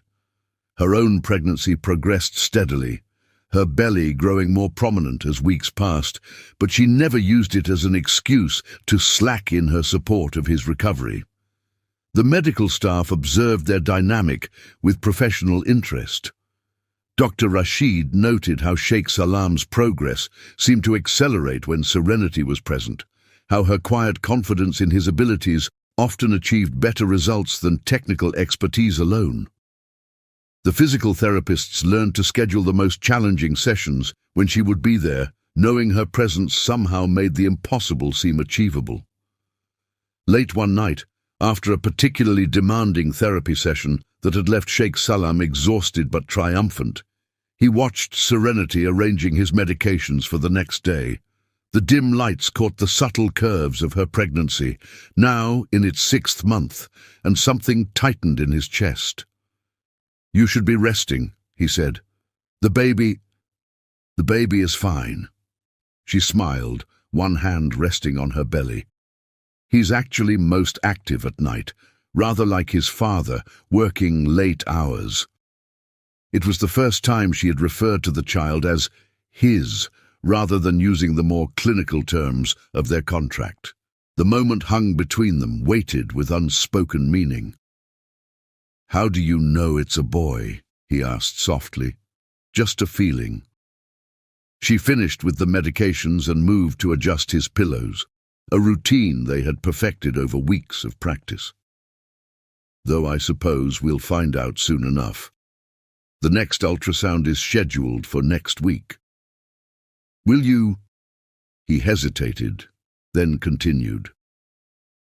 "Would you mind if I attended?" Her hands stilled on the pillow. "You want to?" "Of course." His voice held a note of surprise. "It's my child, too, even if our arrangement is unconventional." Serenity sat in her usual chair beside his bed, her expression thoughtful. "Sometimes I forget how unusual this all is. It's become so normal somehow. You, me, the baby, all of this." She gestured to encompass the hospital room, their shared routine, the life they had built around his recovery. "Normal is perhaps not the word most would use," he said with a slight smile. "But I understand what you mean. When I proposed this arrangement, I never imagined that you'd end up in a hospital bed with your surrogate playing nurse. That I'd find someone who could see past all of this," he gestured to his legs, "to who I am beneath the injury. Someone who understands duty and honor as more than just words." The honesty in his voice touched something deep in Serenity's heart. You're still the same man who offered a desperate girl a chance to secure her sister's future. The same man who treats everyone, from executives to cleaning staff, with equal respect. The wheelchair doesn't change who you are, doesn't it? His voice held an edge of bitterness. I can't walk, can't pray properly, can't even dress myself without assistance. The great Sheikh Salam, reduced to depending on others for basic needs. Dependence isn't weakness, she said firmly. It's human, and your strength isn't in your legs. It's in your heart, your mind, your spirit. Those are unchanged. He studied her face in the dim light, seeing the conviction in her eyes. How do you do that? Do what? Find the right words to make sense of chaos, to make limitation feel like possibility. Perhaps because I've learned that limitations often lead us to possibilities we never would have discovered otherwise. She smiled slightly. After all, if I hadn't been limited by poverty, I never would have taken a cleaning job at your office. If you hadn't been limited by your divorce contract, you never would have proposed our arrangement. Sometimes what seems like constraint becomes opportunity. Their conversation was interrupted by movement from within her belly, strong enough to be visible through her dress. Without thinking, she took Sheikh Salam's hand and placed it where the baby was kicking. His sharp intake of breath matched her own as they felt their child move between them. The moment crystallized everything that had changed. What had begun as a business transaction had evolved into something neither of them had anticipated. A partnership built on mutual respect, shared struggle, and growing trust. The baby's movements beneath their joined hands seemed to underscore the reality that their lives were now inextricably linked. The next week brought new challenges and triumphs. Sheikh Salam managed his first assisted transfer from bed to wheelchair without the mechanical lift, a major milestone in his recovery. Serenity's ultrasound confirmed her intuition. They were indeed having a boy. The image of their son, clear on the medical screen, brought tears to both their eyes for different but complementary reasons. Palace life adapted to their evolving situation. Hassan orchestrated renovations to make the residence more wheelchair accessible while maintaining its elegant aesthetic. The staff, already won over by Serenity's leadership style, began to see her in a new light, not just as their employer's surrogate, but as someone who genuinely cared about their well-being and respected their culture. Late one night, as a desert storm raged outside the hospital windows, Sheikh Salam watched Serenity dozing in her chair. Her hand rested protectively over their growing child, her face peaceful despite the awkward position. In that moment, he realized that what had begun as a contract had become a covenant, a deeper commitment based not on legal obligations, but on shared values and mutual understanding. The road ahead would still hold challenges. His recovery would continue to demand patience and determination. Their unconventional situation would eventually require explanation to a curious world. But as lightning illuminated the Dubai skyline, Sheikh Salam al-Rahman felt a profound sense of peace. Sometimes, he realized, life's greatest blessings come disguised as its greatest challenges.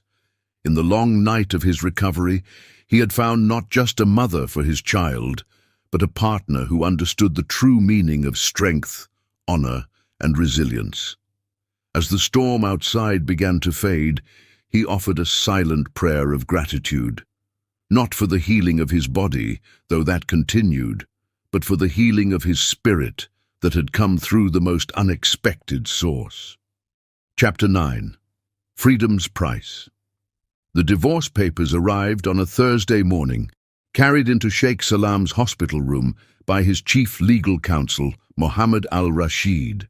The document was thick with legal language, in both Arabic and English, its weight representing far more than mere paper and ink. It was the price of freedom, calculated in clauses, conditions, and carefully worded compromises.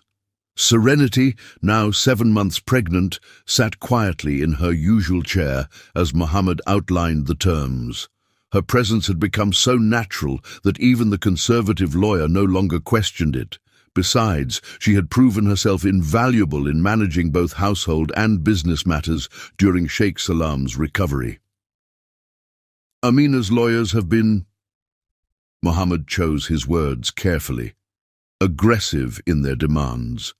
They're attempting to leverage your current condition to maximize their position. Sheikh Salam's laugh held no humor. Of course they are. What exactly does my ex-wife want for her silence about my shame?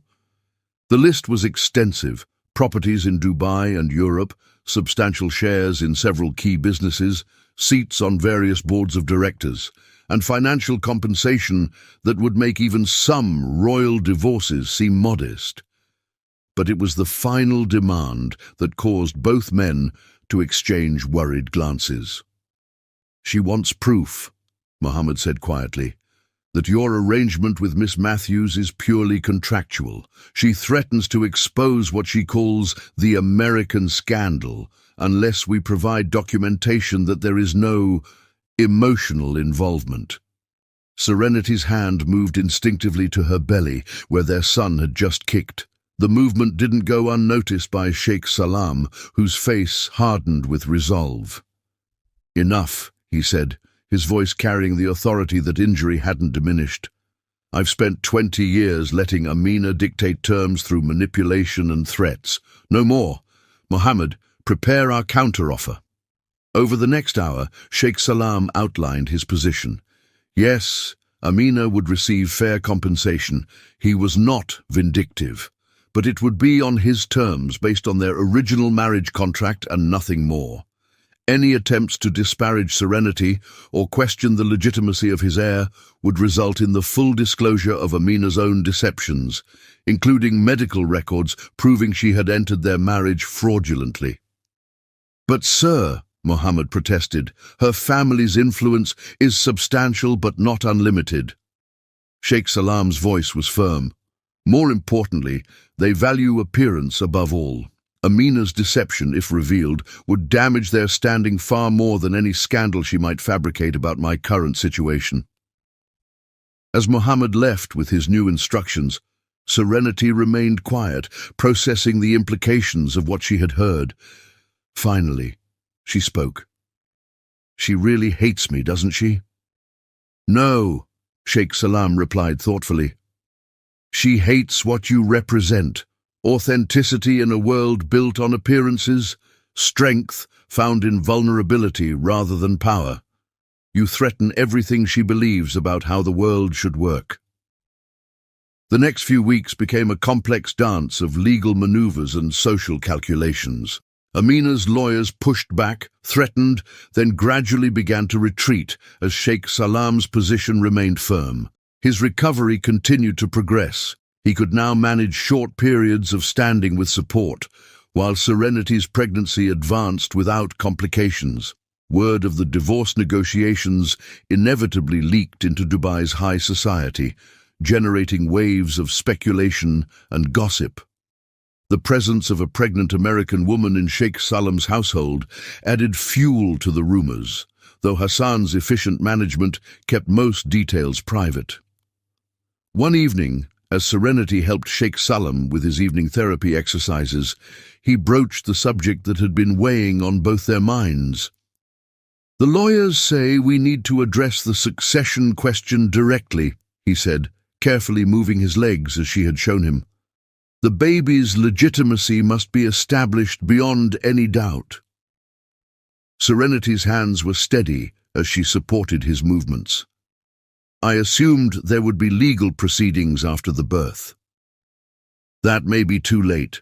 Amina's threats have forced us to be more proactive. He paused, gathering his thoughts. There's a solution, but I won't suggest it without your full understanding and consent. She met his eyes, reading the complexity of emotions there. Tell me. Marriage. The word hung in the air between them. Not the traditional kind, I would never presume, but a legal arrangement that would protect both you and the child from any future challenges. Serenity sat back, one hand resting on her prominent belly. Another contract? Yes and no. Sheikh Salam reached for her hand, a gesture that had become natural over their months together. Legally, it would be a marriage of convenience, ensuring our son's position and your security. But he hesitated, then continued with characteristic honesty. I find myself hoping it might be more. The admission surprised them both. Their relationship had evolved far beyond their original agreement, but neither had dared put words to the subtle shift in their feelings. Now, forced by circumstance to address their future directly, they found themselves at another crossroads. I won't make the same mistake as my first marriage, Sheikh Salam continued, when Serenity remained silent. No hidden agendas, no manipulative clauses, just truth, that we care for each other, that we both want what's best for our child, that we've found something valuable in our time together. Serenity looked down at their joined hands, thinking of their journey from that first meeting in his Philadelphia office to this moment. What about your recovery? The business pressures, the social complications? All challenges we've already faced together. His voice softened. You've seen me at my weakest and helped make me strong again. You've managed both household and business matters with grace and wisdom. You've earned the respect of my staff and demonstrated understanding of our culture. What better foundation could we have? Before she could respond, a knock at the door announced Dr. Rashid's evening rounds. The conversation paused, but its implications continued to resonate. Over the next few days, as divorce negotiations reached their final stages, Serenity found herself examining her feelings with ruthless honesty. She loved Sarah. That had been her driving force from the beginning. She respected Sheikh Salam, that had grown through witnessing his dignity in adversity. But somewhere along the way, respect had deepened into something more complex. His integrity, his kindness, his determination to rebuild his life on truth rather than appearances, these qualities had touched her heart in unexpected ways. The final divorce agreement was signed on a Sunday, chosen for its auspicious associations in Islamic tradition. Amina received generous compensation, but far less than she had demanded. More importantly, she was legally bound to silence regarding both Sheikh Salam's injury and Serenity's presence in his household. That evening, as the setting sun painted Dubai's skyline in shades of gold, Serenity and Sheikh Salam sat in the hospital's private garden. His therapy had progressed enough to allow short excursions in his wheelchair, and they had developed a habit of ending difficult days in this peaceful space. "It's really over," Serenity said softly, watching the play of light on the fountain's waters. "The divorce, yes." Sheikh Salam's voice held a note of question. "But perhaps something else is beginning." She turned to face him fully. "Are you sure about this? Marriage, even one of convenience, is a huge step. The cultural differences, the social pressures. I'm sure about you."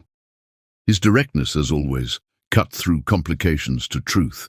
"I'm sure about the strength we've found together, about the future we could build. The question is, are you sure?" Serenity looked out over the garden, where desert blooms defied the odds to create beauty in harsh conditions, rather like their own unlikely partnership, she thought. "I need to tell Sarah first," she said finally. "She deserves to understand why her sister is choosing to build a life halfway around the world from her." "Of course." His smile held understanding. "Family comes first. You taught me that." The words triggered something in Serenity's heart. A recognition of how much they had already become a family, not through contracts or convenience, but through shared struggles and mutual support. Their son kicked strongly, as if adding his opinion to the discussion. "Yes," she said simply, turning back to meet his gaze. "Yes to marriage, to building something real, from what began as convenience, yes, to facing whatever comes next together. Sheikh Salam reached for her hand, bringing it to his lips in a gesture of respect and tenderness that transcended cultural boundaries. No words were needed. They had learned to read each other's silence as clearly as speech. As night fell over Dubai, bringing the first cool breezes of evening, two people who had begun as strangers bound by contract found themselves choosing to be bound by something far stronger: trust built through adversity, respect earned through action, and love grown in the most unexpected garden. The price of freedom, they both realized, wasn't measured in the legal documents signed that day. It was in the courage to embrace truth over appearance, substance over form, and the possibility of real partnership over the safety of convenient arrangements. As the stars emerged above the hospital garden, their light seemed to bless the choice that would change not just their lives, but the lives of all those connected to them. Chapter 10. Hope's Dawn.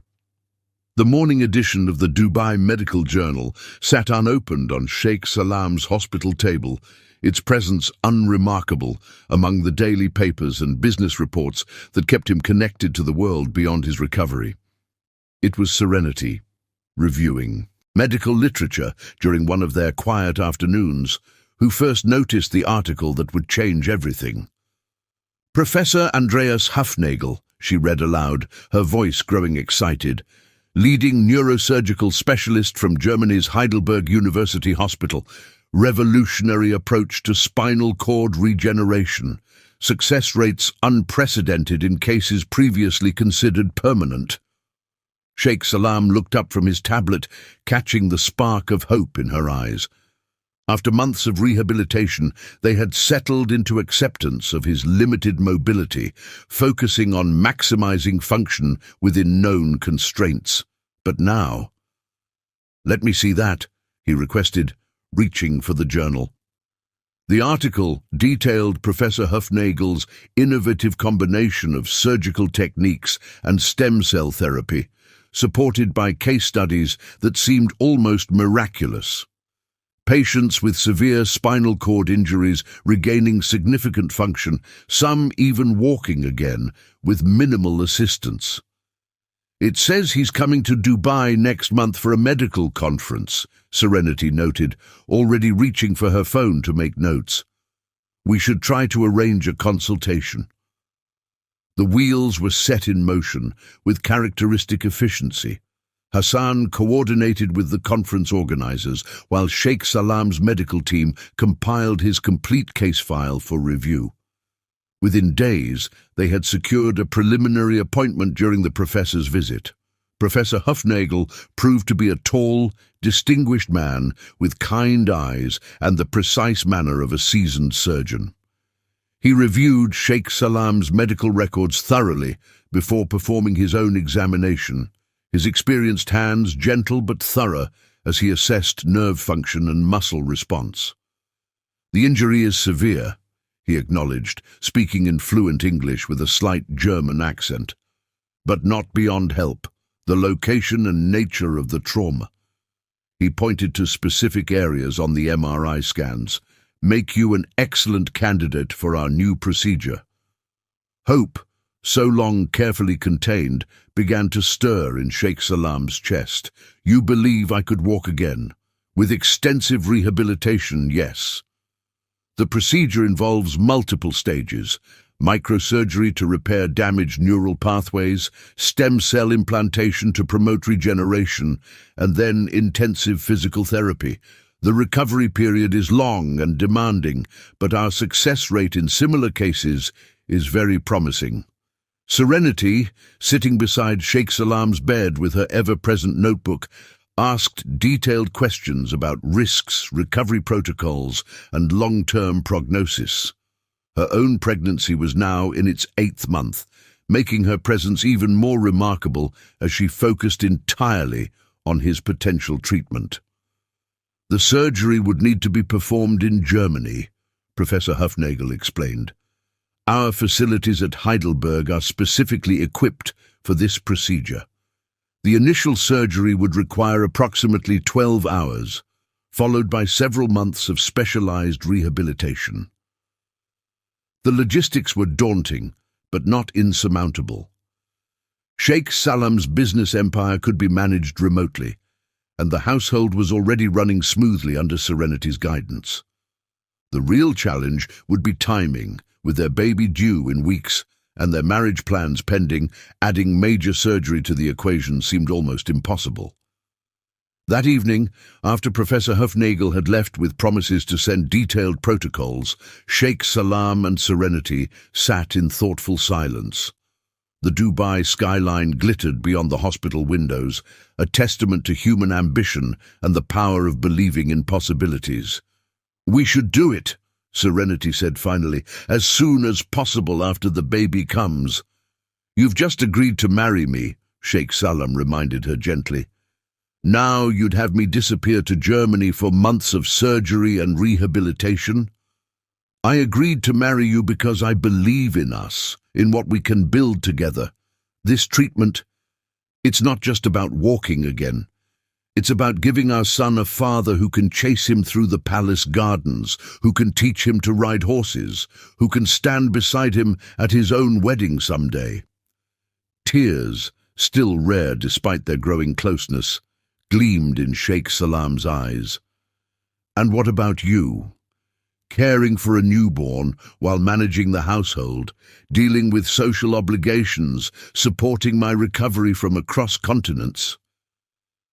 "I'm stronger than you think," she smiled, taking his hand. "Besides, I have something you didn't have during your previous recovery. Someone who loves you, not despite your challenges, but because of how you face them." The word love hung between them, spoken aloud for the first time.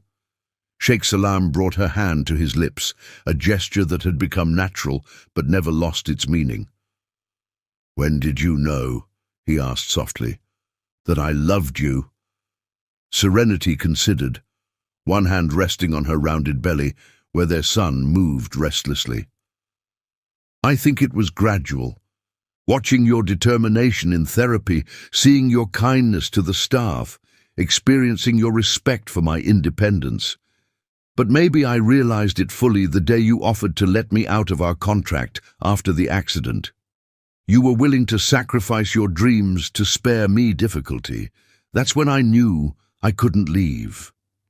"For me," he replied, "it was the night you fought with Dr. Rashid about my medication schedule, insisting that his standard protocol wasn't accounting for my specific symptoms. You were so fierce, so certain, so focused on my well-being. I saw myself through your eyes and felt worthy again, not despite my injury, but as a whole person." The moment was interrupted by a kick from their unborn son, strong enough to be visible through Serenity's dress. They both laughed, the serious mood lightening. "He's definitely your child," Serenity said, guiding Sheikh Salam's hand to feel the movement. "Always making his presence known at important moments." The next weeks passed in a whirlwind of preparations. Professor Hufnagel's team sent detailed pre-operative protocols, while Sheikh Salam's business managers prepared for his extended absence. The palace staff, under Hassan's direction, began adapting spaces for both the coming baby and their employer's eventual return, with different mobility needs. The most challenging conversation was with Sarah. Serenity had been gradually preparing her sister for changes, but now it was time for full honesty. The video call was emotional, but ultimately healing. "You love him?" Sarah asked directly, her young face serious on the screen. "Yes," Serenity answered simply, "not part of the original plan, but sometimes life knows better than we do." "And he loves you back? This isn't just about the baby?" "He does." Sheikh Salam moved into view of the camera, looking Sarah in the eyes. "Your sister has given me far more than we agreed to in our original contract. She's given me hope, strength, and a reason to fight for recovery. I promise you, Sarah, I will spend my life trying to be worthy of her faith in me." Sarah studied him for a long moment, then nodded. "Okay, but I get to be maid of honor at the wedding." The surgery was scheduled for 3 months after the baby's due date, time enough for Serenity to recover from childbirth and for their son to be strong enough for travel. The plan was detailed. Sheikh Salam would undergo the procedure in Heidelberg, with Serenity and the baby joining him 2 weeks later, once initial post-operative healing was complete. As the pieces fell into place, a sense of anticipation began to replace anxiety. Each sunset brought them closer to multiple new beginnings: their son's birth, their marriage, and now the possibility of Sheikh Salam walking again. The challenges ahead were significant, but they had learned to face uncertainty together. One night, unable to sleep, they sat in the hospital's garden under a canopy of stars. The air was cool, carrying the scent of night-blooming jasmine from carefully tended beds. Sheikh Salam reached out to touch Serenity's belly, feeling their son move beneath his hand. "Are you afraid?" she asked softly. "Of the surgery?" "A little." His honesty, as always, was refreshing. "But I'm more afraid of not trying, of telling our son someday that I had a chance to be whole for him, but was too scared to take it." "You're already whole." Serenity covered his hand with hers. "The surgery won't change who you are. It will just give you more ways to show it." His smile in the darkness held all the love and gratitude he felt for this remarkable woman who had entered his life through a business arrangement and transformed it through the power of genuine care. "When I walk again," he said with quiet certainty, "my first steps will be to you." The promise hung in the garden air like a prayer, witnessed by stars that had seen countless human dreams rise and fall. But this dream felt different, built on a foundation of trust, supported by medical science and fueled by a love that had grown in the most unexpected circumstances. As they sat together in the peaceful garden, both knew that whatever the outcome of the surgery, they had already achieved something remarkable. They had transformed a contract into a covenant, convenience into commitment, and what began as a business arrangement into a partnership strong enough to face any challenge. The dawn was still hours away, but hope had already begun to paint the sky with possibilities. Chapter 11. Learning to Dance. Dawn broke over Dubai with exceptional splendor on the morning of Sheikh Salam and Serenity's wedding. The sun painted the city's towers in shades of rose and gold, as if nature itself wished to bless the union that would bridge two cultures, two worlds, and two hearts that had found each other in the most unexpected circumstances. The palace had been transformed into a wonderland that honored both Eastern and Western traditions. The grand courtyard, where the main ceremony would take place, featured elegant Arabic calligraphy alongside delicate white roses. Flowing fountains created a melodic backdrop, while traditional lanterns waited to cast their gentle glow as evening approached. In her preparation chamber, Serenity sat before an ornate mirror, while skilled hands worked to create her bridal look. Her wedding dress was a masterpiece of fusion design. Traditional Western white silk overlaid with intricate Arabic embroidery in gold thread. The design cleverly accommodated her 8-month pregnancy, making her look more regal than expectant. Sarah, who had flown in from Pennsylvania the previous week, watched the proceedings with wide-eyed wonder. At 11, she had grown taller and more poised during her time at boarding school, but her excitement was purely childlike as she observed her sister's transformation. "You look like a princess," she breathed, touching the delicate veil with careful fingers, "like something from Mom's fairy tale books." Serenity caught her sister's hand, squeezing it gently. "Mom and Dad would have loved this day. They would have loved him too, I think. Because he makes you happy." Sarah's perception, as always, went straight to the heart of things. Because he sees me, really sees me, and because he understands what family means. Serenity's free hand rested on her rounded belly, where their son moved as if sensing the day's significance. In another wing of the palace, Sheikh Salam prepared with equal care. His traditional thobe was immaculate, the bisht that would cover it woven with gold thread that matched Serenity's embroidery. Hassan helped him dress with the efficiency of long practice, though today's routine carried special meaning. "The guests are arriving, Your Excellency," Hassan reported as he adjusted the bisht's fall over Sheikh Salam's wheelchair, including Professor Hufnagel and his team. The German surgeon had arrived early to conduct final pre-operative assessments before the wedding. In 2 weeks, they would all travel to Heidelberg for the surgery that promised new possibilities. But today was about celebrating love that had grown despite, or perhaps because of, life's challenges. The ceremony itself was a carefully choreographed blend of traditions. An imam led the Islamic provisions, while a Western officiant incorporated elements meaningful to Serenity's background. The couple had written their own vows, another departure from tradition that somehow felt perfectly right. When Serenity entered the courtyard on Hassan's arm, standing in for her father, the gathered assembly fell silent in appreciation. She moved with natural grace despite her pregnancy, her face glowing with joy beneath the delicate veil. Sheikh Salam, waiting beside the flower-draped arch, felt his heart swell with emotions too profound for words. Their vows, spoken in both English and Arabic, reflected the journey that had brought them to this moment. "I choose you," Sheikh Salam began, his voice carrying clearly across the hushed courtyard, "not because of any contract or obligation, but because you taught me that true strength lies in vulnerability, true nobility in how we face life's challenges. You saw me at my weakest and helped make me strong again. You offered honest care when others gave false loyalty. You showed me that love isn't about perfection, but about perfect acceptance." Serenity's voice trembled slightly as she responded. "I choose you because you showed me that honor isn't just a word, but a way of living.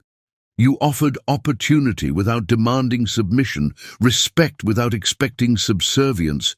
You helped me give my sister a future while allowing me to discover my own. In you, I found not just security but partnership, not just kindness but understanding, not just acceptance but celebration of who I am." The exchange of rings carried deep symbolism. His, a band of platinum engraved with Arabic scripture about faith and love. Hers, a delicate creation that incorporated both diamonds and traditional Islamic patterns. As they were pronounced husband and wife, the gathering erupted in jubilant celebration, mixing Western applause with traditional Middle Eastern ululation. The reception that followed was a feast for all senses. Traditional Arabic dishes shared space with Western favorites, while musicians alternated between classical Middle Eastern melodies and contemporary songs.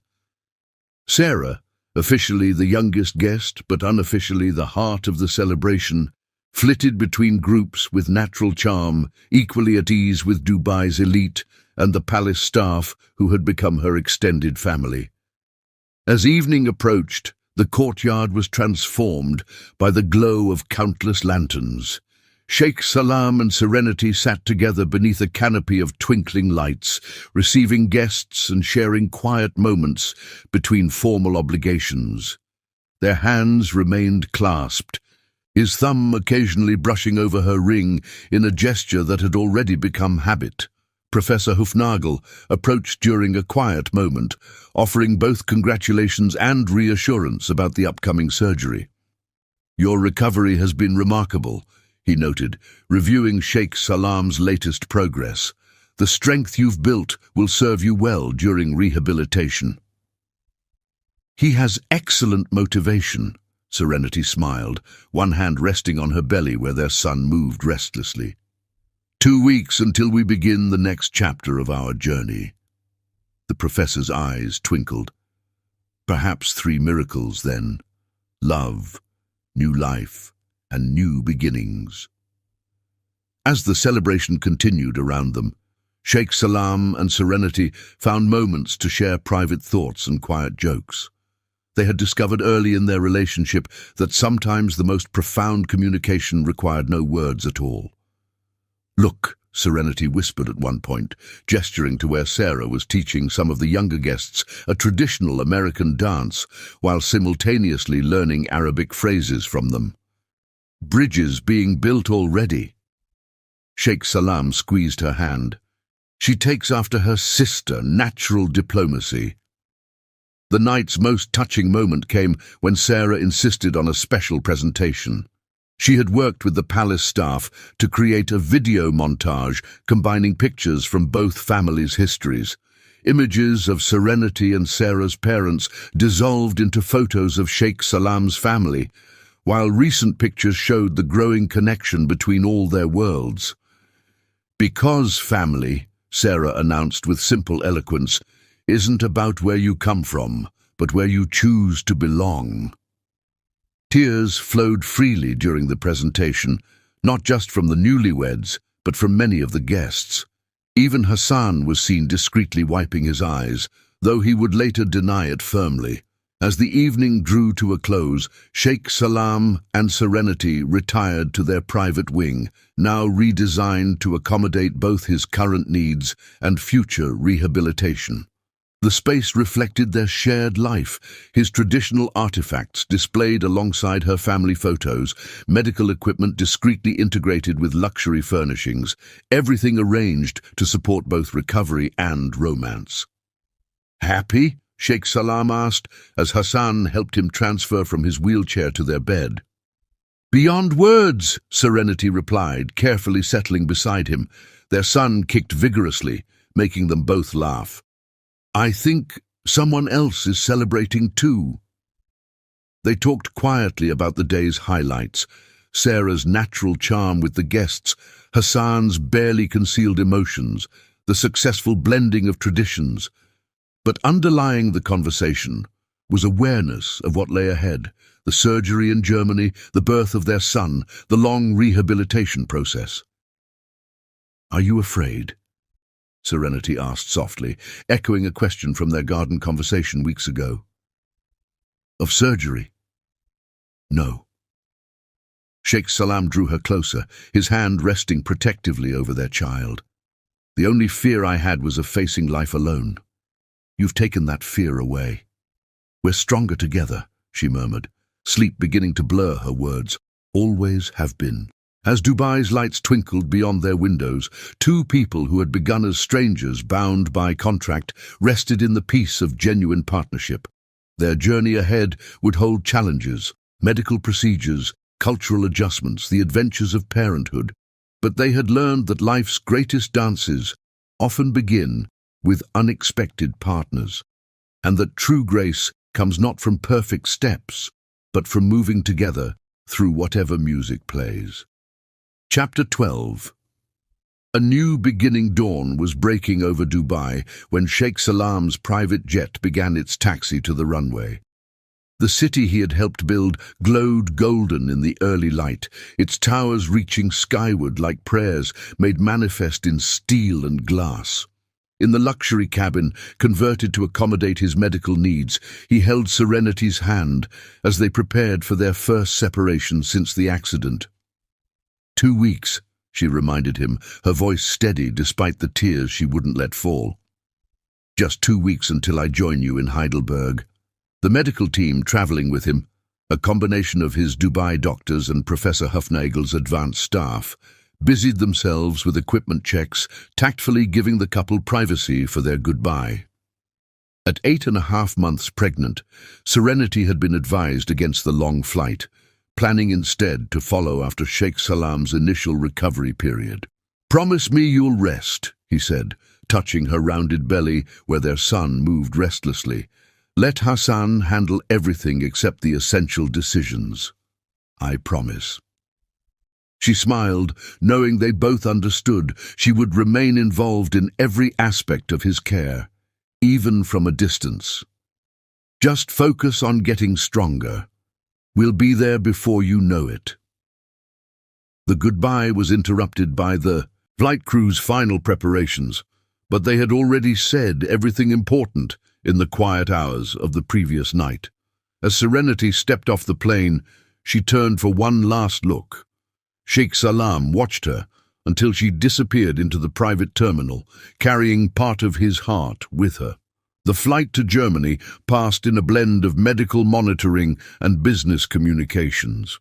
Sheikh Salam had arranged for critical operations to continue under trusted management, but certain decisions still required his attention. It was a welcome distraction from the magnitude of what lay ahead. Heidelberg University Hospital rose from carefully maintained grounds, its modern medical facilities balanced by historic architecture. Professor Hufnagel greeted them personally, his commanding presence somehow reassuring as he supervised Sheikh Salam's transfer to the specialized neurosurgery unit. "We begin comprehensive testing tomorrow," the professor explained, reviewing monitors already tracking vital signs. "The surgery is scheduled for the day after. Everything is prepared." The next 24 hours passed in a whirlwind of examinations, final imaging studies, and detailed discussions of the procedure. Sheikh Salam appreciated the German medical team's precise approach, their confidence tempered by appropriate caution. Each specialist knew their role in the complex surgery that would attempt to repair his damaged spine. Through it all, technology kept him connected to Dubai. Serenity's face on video calls became his anchor, her voice steady as she reviewed medical details with his doctors, shared updates about palace operations, and most importantly, simply talked about normal things. Sarah's latest letter, the garden's new blooms, their son's increasing activity. The night before surgery, after completing the required religious observations with a local imam, Sheikh Salam found himself unable to sleep. The hospital room was quiet, save for the soft hum of medical equipment. The view of Heidelberg's historic castle illuminated against the night sky, providing a dramatic backdrop for reflection. His video call with Serenity lasted hours, neither wanting to disconnect. She had arranged her schedule to match his time zone, determined to be present in whatever way possible during this crucial period. "Tell me again about the nursery changes," he requested, needing to focus on future joy rather than immediate challenges. Serenity's camera followed her as she walked through the newly completed space, showing the careful blend of traditional Arabic and modern elements they had chosen together. The crib arrived yesterday, hand-carved by the same artisan who made your father's. And look, the ceiling stars I told you about. The projection of constellations on the nursery ceiling sparkled gently, programmed to match the real night sky. For our son to learn both the western stars I grew up with and the patterns that guided Arab traders for centuries, she explained, her voice soft with meaning. Morning arrived too quickly, bringing with it the practiced efficiency of a major teaching hospital preparing for complex surgery. As orderlies transferred Sheikh Salam to a surgical gurney, Professor Hufnagel arrived for final confirmations. "The procedure will take approximately 12 hours, he reminded them during the last video call with Serenity. "We will update your family every 2 hours, sooner if there are significant developments." Serenity's face on the screen showed the strength Sheikh Salam had come to rely on. "We believe in you, both of you. The next time we speak, Habibi, you'll be starting your journey to walk again." The operating theatre was a study in controlled precision. Multiple teams worked in choreographed sequence. Neurosurgeons, orthopedic specialists, microsurgery experts. Hour after hour, They carefully repaired damaged nerve pathways, stabilized vertebrae, and implanted stem cells designed to promote regeneration. In Dubai, Serenity maintained her own vigil. Hassan had arranged for her to rest in Sheikh Salam's private office, where she could monitor the regular updates from Heidelberg while managing essential palace operations. Sarah, connected via tablet from her boarding school, provided steady companionship between classes. The surgery stretched beyond its estimated 12 hours as Professor Hufnagel's team encountered and addressed unexpected complications. Each update from the operating room was carefully worded, balancing honesty with hope. Serenity received them with outward calm, though her hands often strayed to her belly, where their son moved restlessly, as if sensing the significance of the day. Finally, nearly 15 hours after it began, the procedure was complete. Professor Hufnagel himself delivered the news via video call, his surgical cap still in place. The surgery was successful, he reported with cautious optimism. We achieved everything we hoped to accomplish. Now we wait for healing to begin. Sheikh Salam spent the next 3 days in intensive care, his body beginning the complex process of accepting and integrating the surgical interventions. Modern medicine mixed with ancient prayers as he drifted between sedation and wakefulness, each moment of consciousness anchored by Serenity's voice through video calls. On the 4th day, as morning light painted Heidelberg's ancient castle in shades of gold, Sheikh Salam felt something he hadn't experienced since the accident, a definite controllable tingling in his right foot. The sensation was faint, more promise than achievement, but its significance brought tears to his eyes. "It's real," he told Serenity during their morning call. "Different from the phantom sensations before. I can feel it respond when they touch my foot." Her joy matched his own, though she tempered her reaction with characteristic wisdom.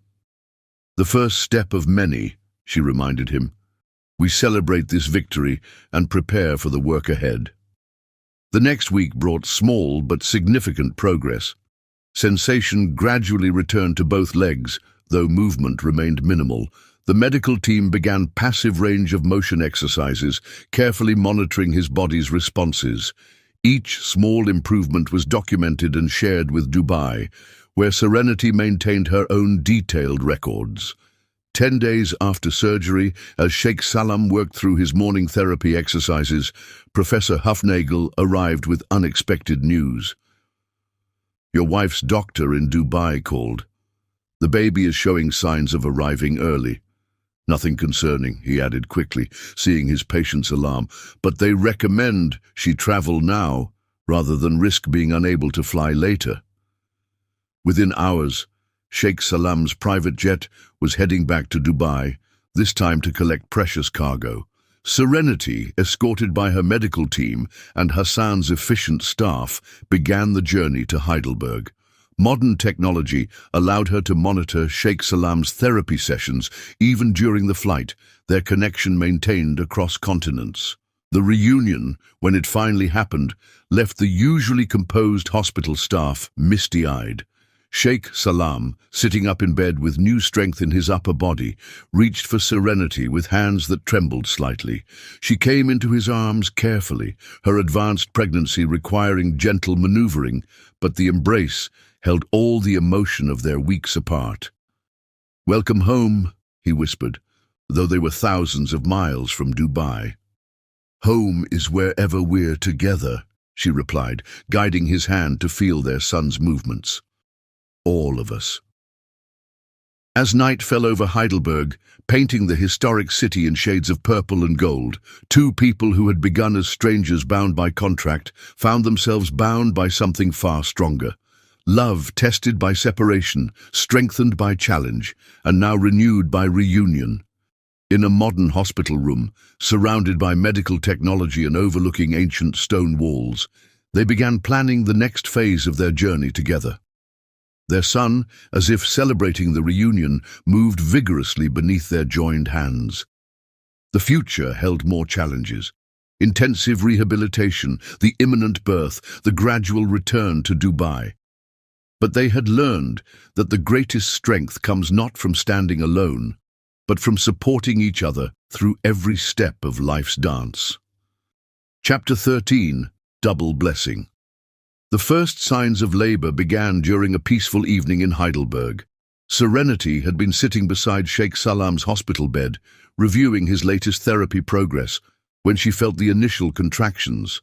Having experienced Braxton Hicks contractions before, she initially dismissed the discomfort, but something felt different this time.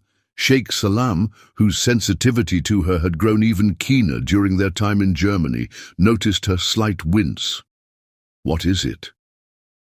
"Probably nothing," she started to say, but another contraction stronger than the first made her pause. Or maybe everything. The hospital's maternity wing had been prepared for this possibility since her arrival. Within minutes, Serenity's medical team was assembled, working in coordination with Sheikh Salam's rehabilitation staff to ensure both parents could be together despite his ongoing recovery. Dr. Elena Reber, the chief obstetrician who had been monitoring Serenity since her arrival in Germany, conducted the initial examination. Her expression changed subtly as she studied the ultrasound screen, calling for a colleague to verify her findings. "What's wrong?" Serenity asked, recognizing the focused concentration in the doctor's face. "Not wrong, Doctor," Weber replied carefully, "but unexpected. We're detecting two distinct heartbeats." The news struck like lightning in clear sky. Twins. Sheikh Salam's voice held wonder and concern in equal measure. But all the previous scans. One baby was hiding behind the other. The doctor explained, pointing to the screen.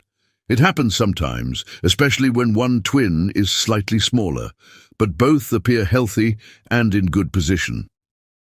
The revelation added new urgency to the proceedings. Twin births could be more complicated, and Serenity's medical team quickly adjusted their plans. Sheikh Salam, supported by his physiotherapist, was positioned near the bed in his wheelchair, determined to be fully present for this moment. Labor progressed with the unpredictable rhythm common to all births, but particularly challenging with twins. Serenity, who had faced every challenge in their journey with remarkable strength, found herself drawing on reserves she didn't know she possessed. Sheikh Salam remained her anchor, his hand steady in hers despite his own ongoing recovery. Sarah, connected via video call from her boarding school in Pennsylvania, provided encouragement between contractions. Hassan, coordinating between Heidelberg and Dubai, ensured that all necessary arrangements were modified to accommodate not one, but two royal babies. The first twin, a boy, arrived just after midnight, announcing his presence with a lusty cry that brought tears to both parents' eyes.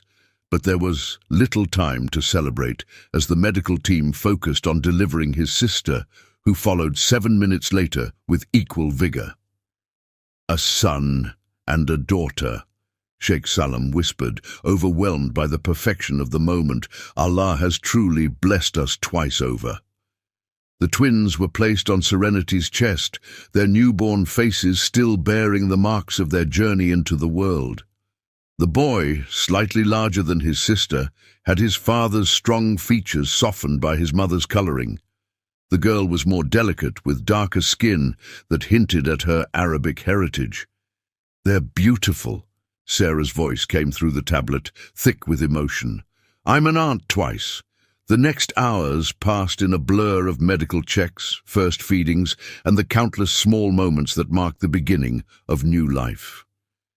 The hospital staff, accustomed to caring for both Sheikh Salam's rehabilitation and Serenity's pregnancy, now found themselves coordinating care for 4 patients instead of 2. Traditional Arabic customs were observed even in this modern German hospital. The first words whispered in each baby's ear were verses from the Quran, performed by the same imam who had supported Sheikh Salam through his surgery. Western traditions were honored too, with Sarah leading the singing of an English lullaby via video call. The naming ceremony, held when the twins were 7 days old, reflected the beautiful blend of cultures that had brought them into being. The boy was named Karim, meaning generous in Arabic, with the middle name Alexander after Serenity's father. The girl became Noor, meaning light in Arabic, with Grace as her middle name in honor of Serenity's mother.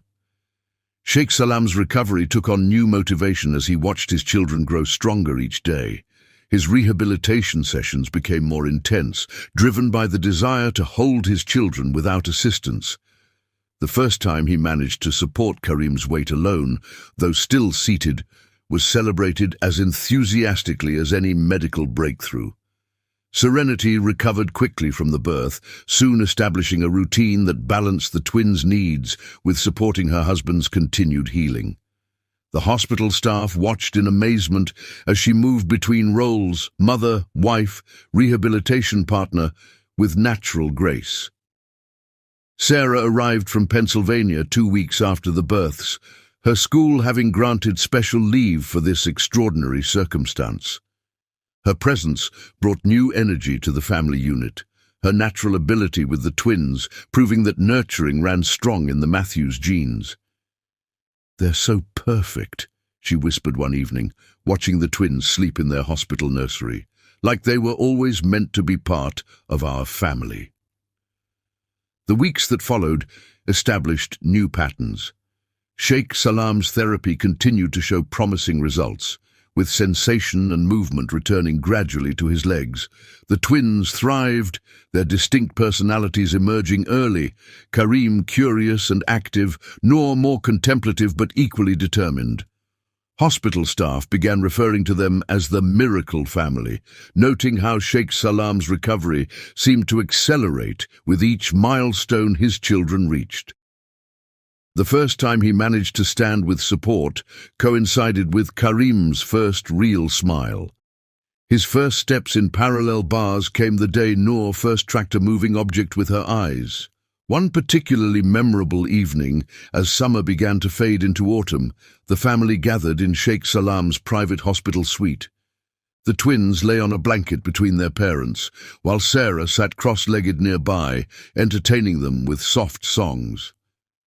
Through the windows, Heidelberg Castle glowed in the setting sun, its ancient stones a reminder of how love stories had unfolded in this city for centuries. "Did you ever imagine this?" Serenity asked softly, watching Sheikh Salam reach down from his wheelchair to touch Noor's cheek. His movement was stronger now, more controlled, a testament to his dedication to rehabilitation. "Not in my wildest dreams," he replied honestly. "When I first proposed our arrangement, I thought I was seeking an heir.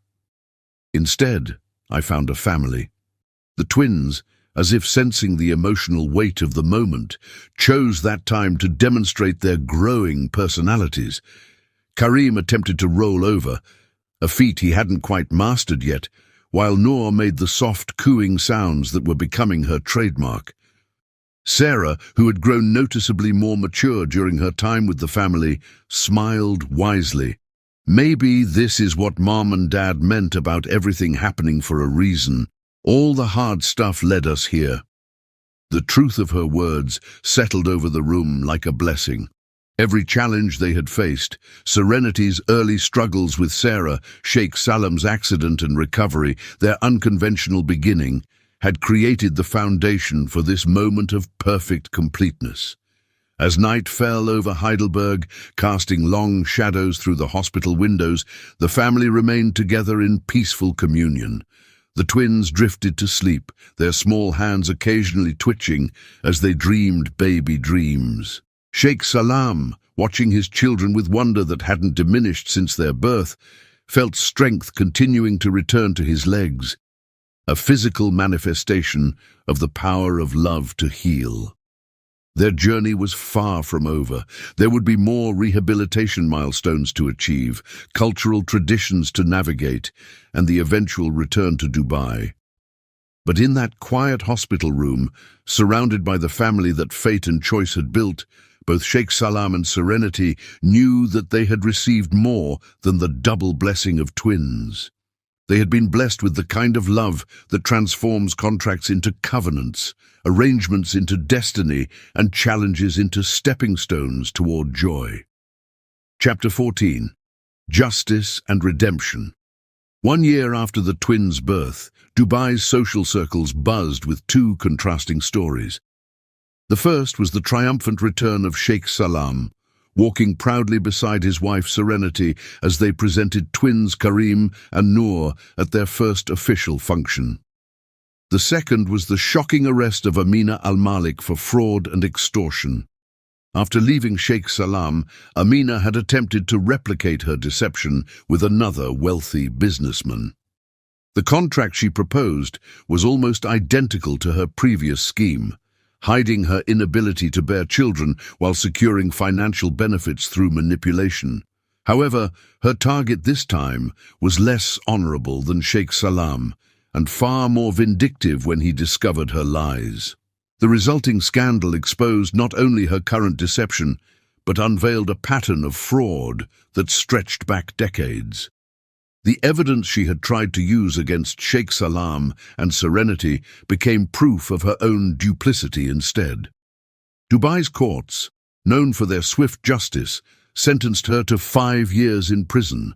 Meanwhile, at Qasr al-Rahman, life flourished with new energy. Sheikh Salam, fully recovered after intensive rehabilitation, could often be found in the palace gardens, teaching Karim to take his first steps, while Noor watched from Serenity's arms. His own steps, once thought impossible, were now strong and sure, a testament to medical science and unwavering determination. Sarah, excelling in her final year at Westbrook Academy, spent holidays in Dubai, doting on her niece and nephew while preparing for university. Her acceptance to Harvard's pre-med program was celebrated with as much joy as any royal achievement. In the quiet evenings, after the twins were asleep, Sheikh Salam and Serenity would often sit in their private garden, marveling at how a business arrangement had transformed into something so profound. Their love story, unusual as it was, had become a symbol of hope in Dubai society. Proof that true partnership transcends cultural boundaries and that genuine love can grow in the most unexpected places. Sometimes, Sheikh Salam would say, watching the desert stars with his family gathered close, the greatest blessings come disguised as challenges. And in this truth, their story found its perfect ending, not in justice served or wealth accumulated, but in the simple joy of a family bound together by love, trust, and the courage to believe in new beginnings. Subscribe if liked.